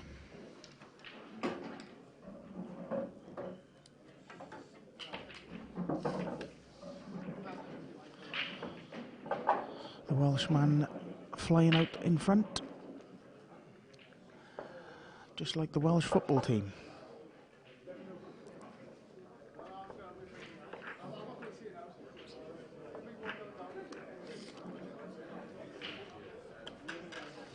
Ben to break. I know he's hoping this could be the last frame.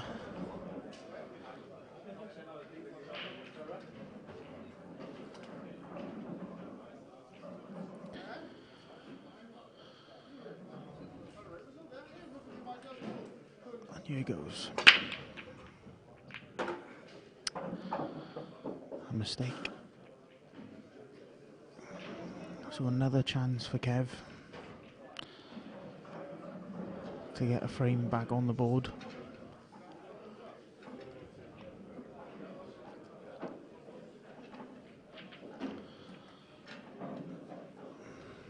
I think yellows will be his option.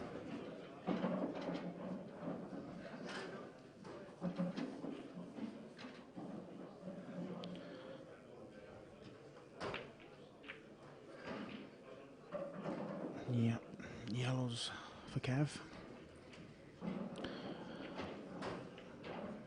And just needs to concentrate on every ball to get another frame on the board.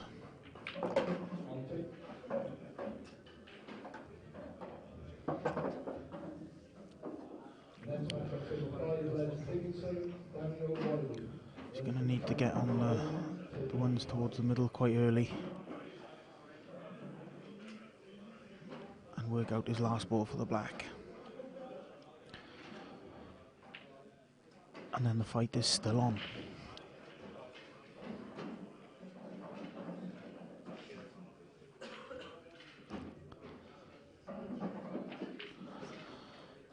I've got Kev to win 8-2, so come on Kev, dig deep. Sorry, Kev to lose 8-2.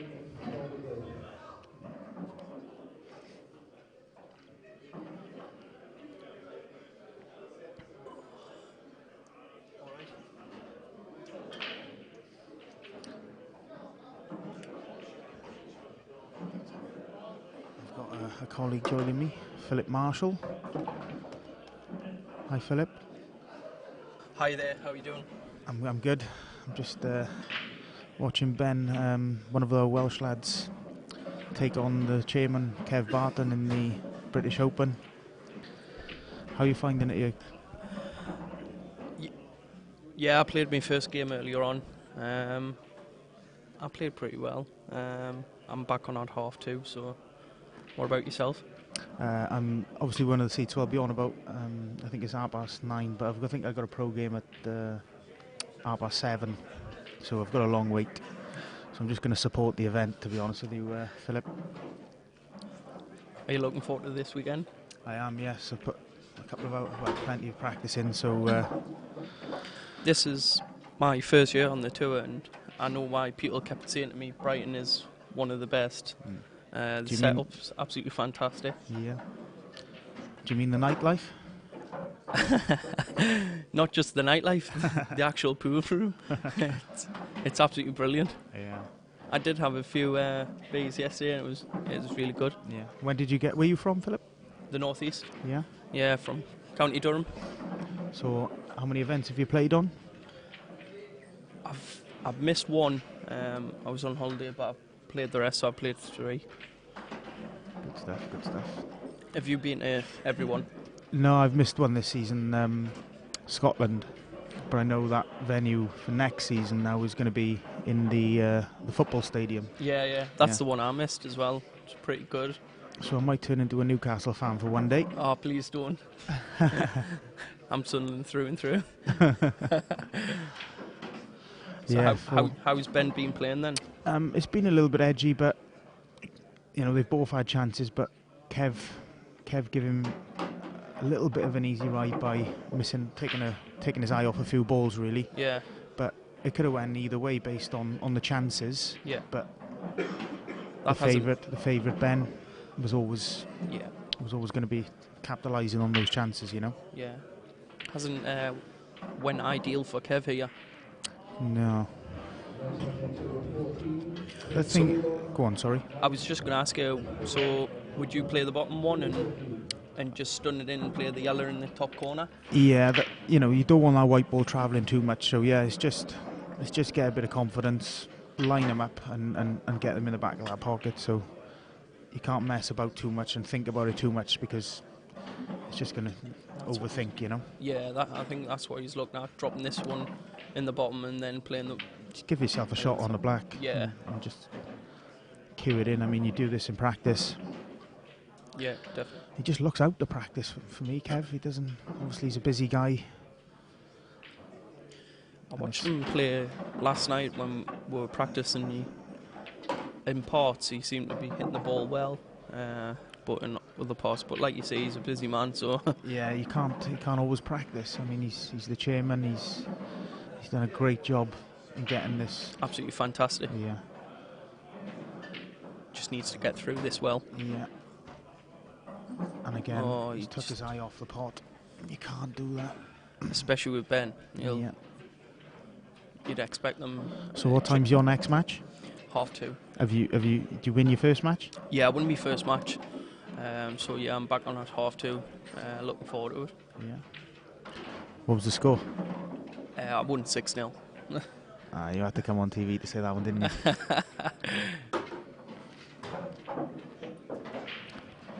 So what's your ambition and what's your aim for the IPA? What are you looking to achieve for your first season? I mean, for the first season, I didn't really have any expectations of what I was going to do. I think it was just kind of getting to know the whole thing. Obviously, I've never done an event like the IPA. Yeah. So trying it's been absolutely fantastic experience. Yeah. I mean, like we've just been talking about Kev and how much the IPA has come on. Yeah. And I mean, I think that's the reason why so many players are signed up for next year. Yeah, there's a waiting list, isn't it? Do you know what? It's brilliant to see for pool though. Yeah. Seeing that there's waiting lists, and that's what it's all about. Yeah. I mean, the ultimate aim, just to answer the question, is obviously to be a pro.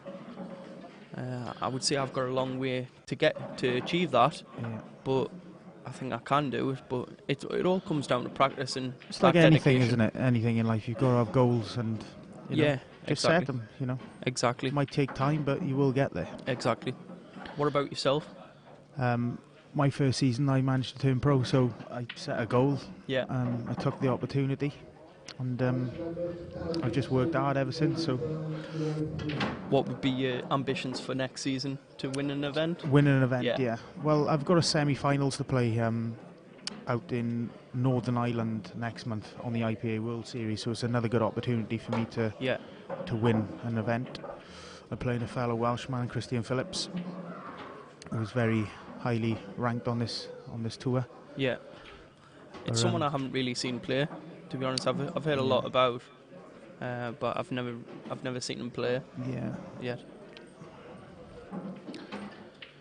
Yeah, he's just opened up a club in Llaneth, in Neath, called Shooters. So, what a shot from That's a Ben. great shot. And that looks like this could be the end of this match. It's landed plumb, hasn't it? There's a good match on next. Luke Sanchez, Welsh. Craig Marsh, Welsh. That's going to be tense. Yeah. I practice with Luke, and that's why I was going to ask you. Who do you practice with? Yeah, I play with another pro, Luke Sanchez, who gives his heart and soul to the game.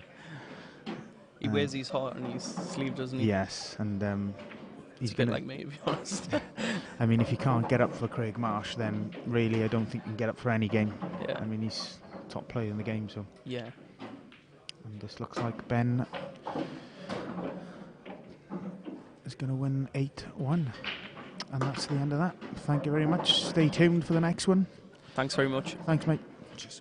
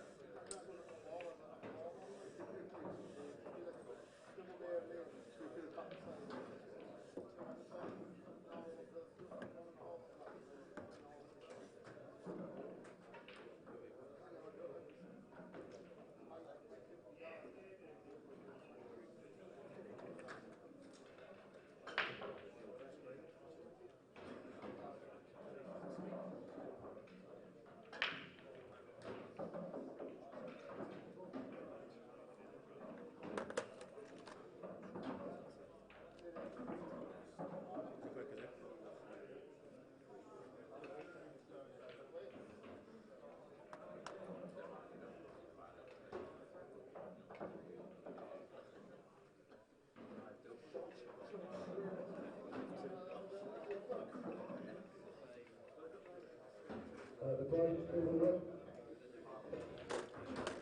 Can we go up to the right, please? We need pressure.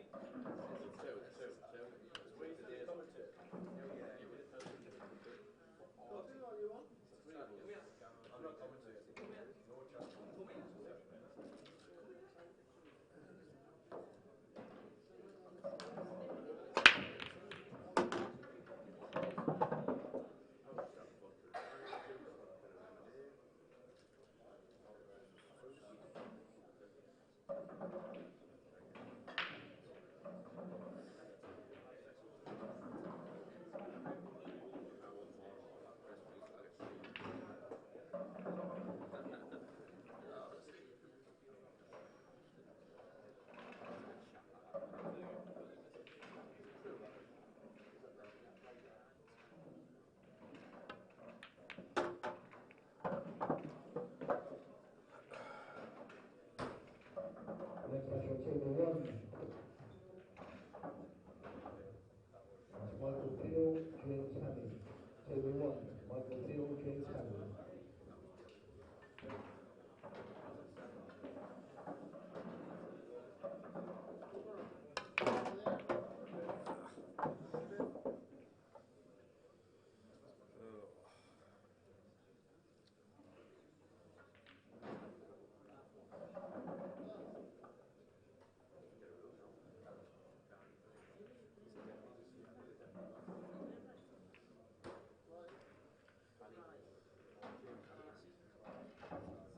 On table 12, Jim Foley. Jim Foley is behind table number 7.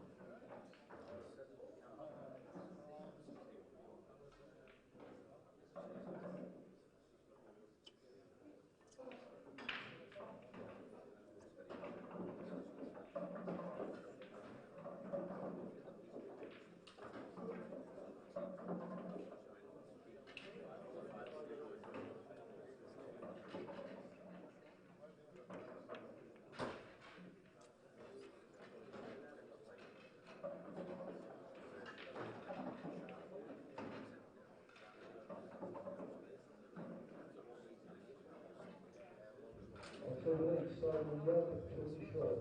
Try left, 20 short, 2 left.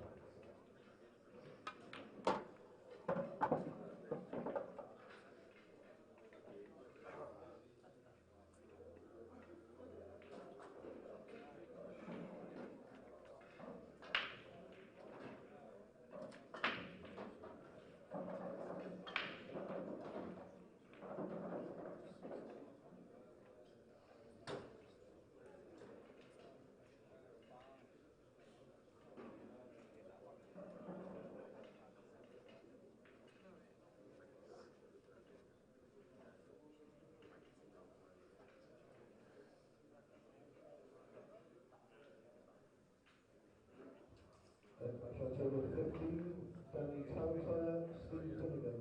Danny Talentire, Steve Finnegan, October 15.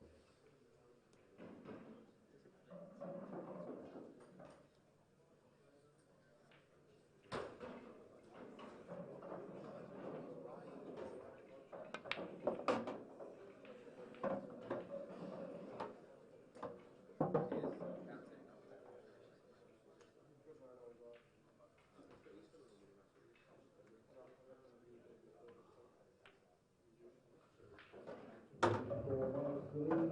All ready. Can we get the sheet, please?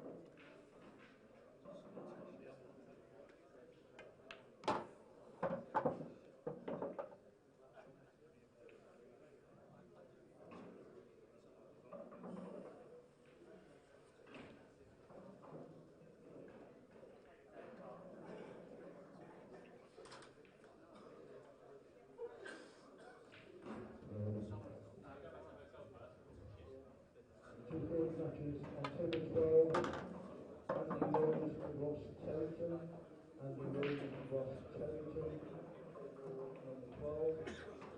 Table number 14, Jamie Street, Colin Pilcher. Jamie Street, Colin Pilcher. That's table 13. Table 17, Philip Marshall, Nick Perkins. Philip Marshall, Nick Perkins on 17. On table 10, Steve Rose, Dominic Yates.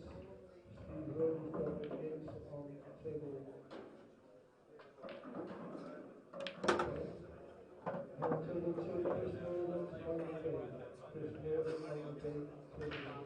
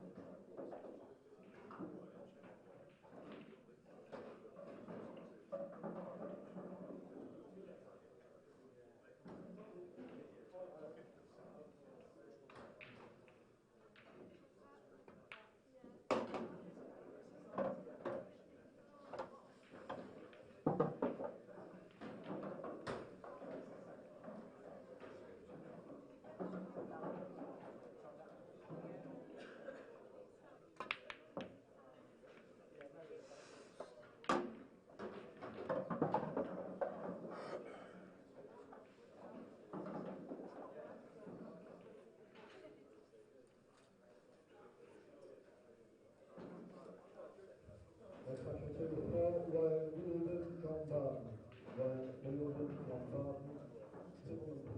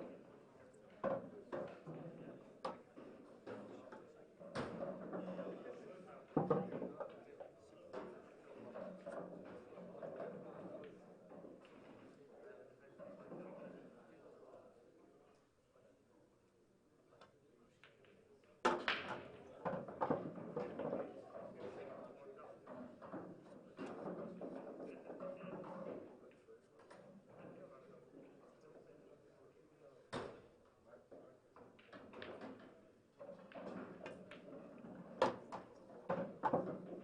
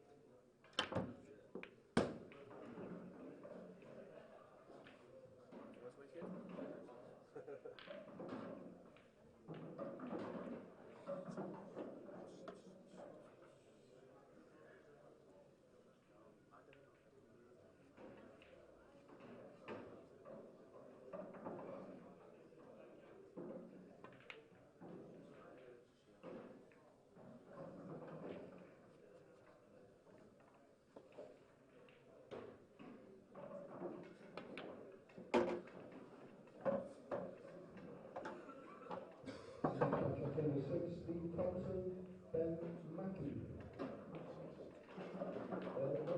Not technically.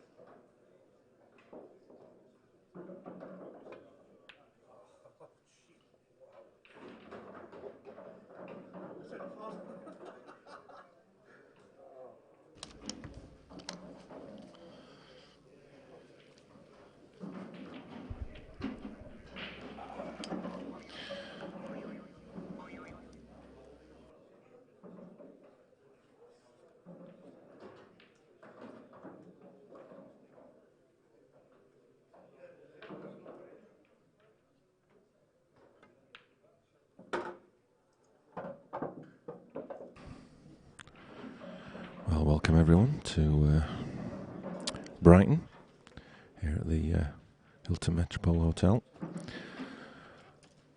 for an old Welsh battle between high-flying Craig Marsh and equally high-flying and up-and-coming star in Luke Sanjeev. And as you can see from the score, Luke is certainly not intimidated by his opponent and who he's playing. 6-5 up. Good chance for 7-5. Be one away in this race to 8. Hope you're enjoying the pictures brought to you here by our streaming partners, Streamscape, who have been doing a fantastic job behind the scenes with their vast array of equipment that you can't see. But believe me, there's some kit here. There's at least £100 worth of kit. I may have missed a few zeros for that. But yeah, final event of the season. It's been a great season, really. Building on the previous years. Obviously, you can see in front of you the choral table that's been expertly wrapped by Alan Yates. And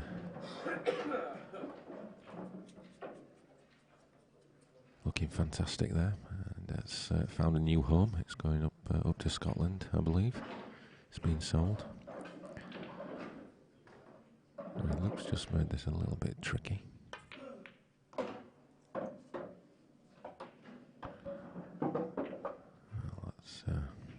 Going to have to try and invent something here. You can just see on the side shot, he could play the red off the yellow and try and glide that red into the middle bag, send the white up and down for the black into the same bag. Gonna have a great shot of it there. You can see more or less what Craig's seeing. This is a tricky shot. Oh, is he too? Oh, he's playing it direct. So that's an error. That's an error from Luke. But yeah, it's been a busy old year. The Tours and the World Series, World Championships. And all being well, it's going to get bigger and better over the coming years. If you're enjoying what you're seeing and you fancy having a go, taking on these star players and testing yourself against the best, well, we still have places available for the tour next year. There's not many, I don't think. About 20, 30 spots, I think. But it's first come, first served, pay deposit, online, and you're in. You go to the website, and there's a few ways to enter. You can click on the link that's on the ticker that'll be going across the top of the web page, and just click for the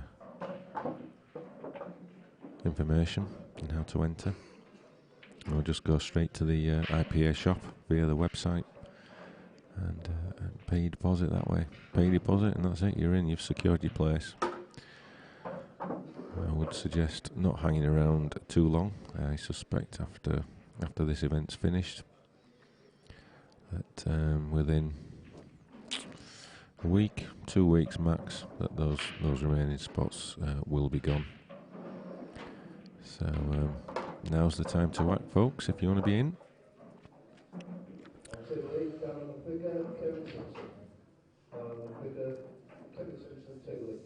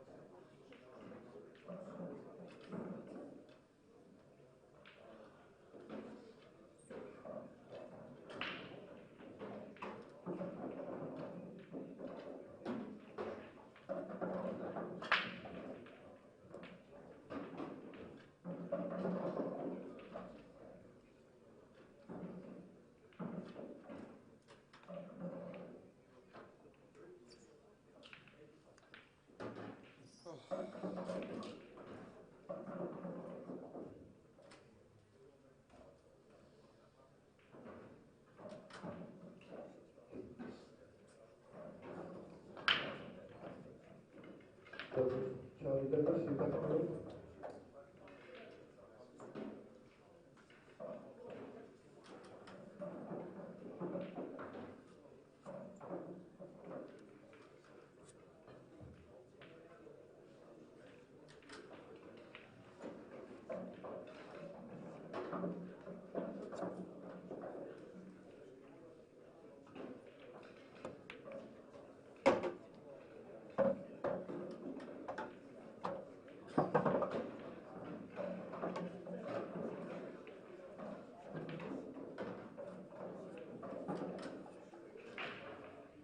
Next match on table 15, Simon Baker, Charlie Douglas. Simon Baker, Charlie Douglas, table 15.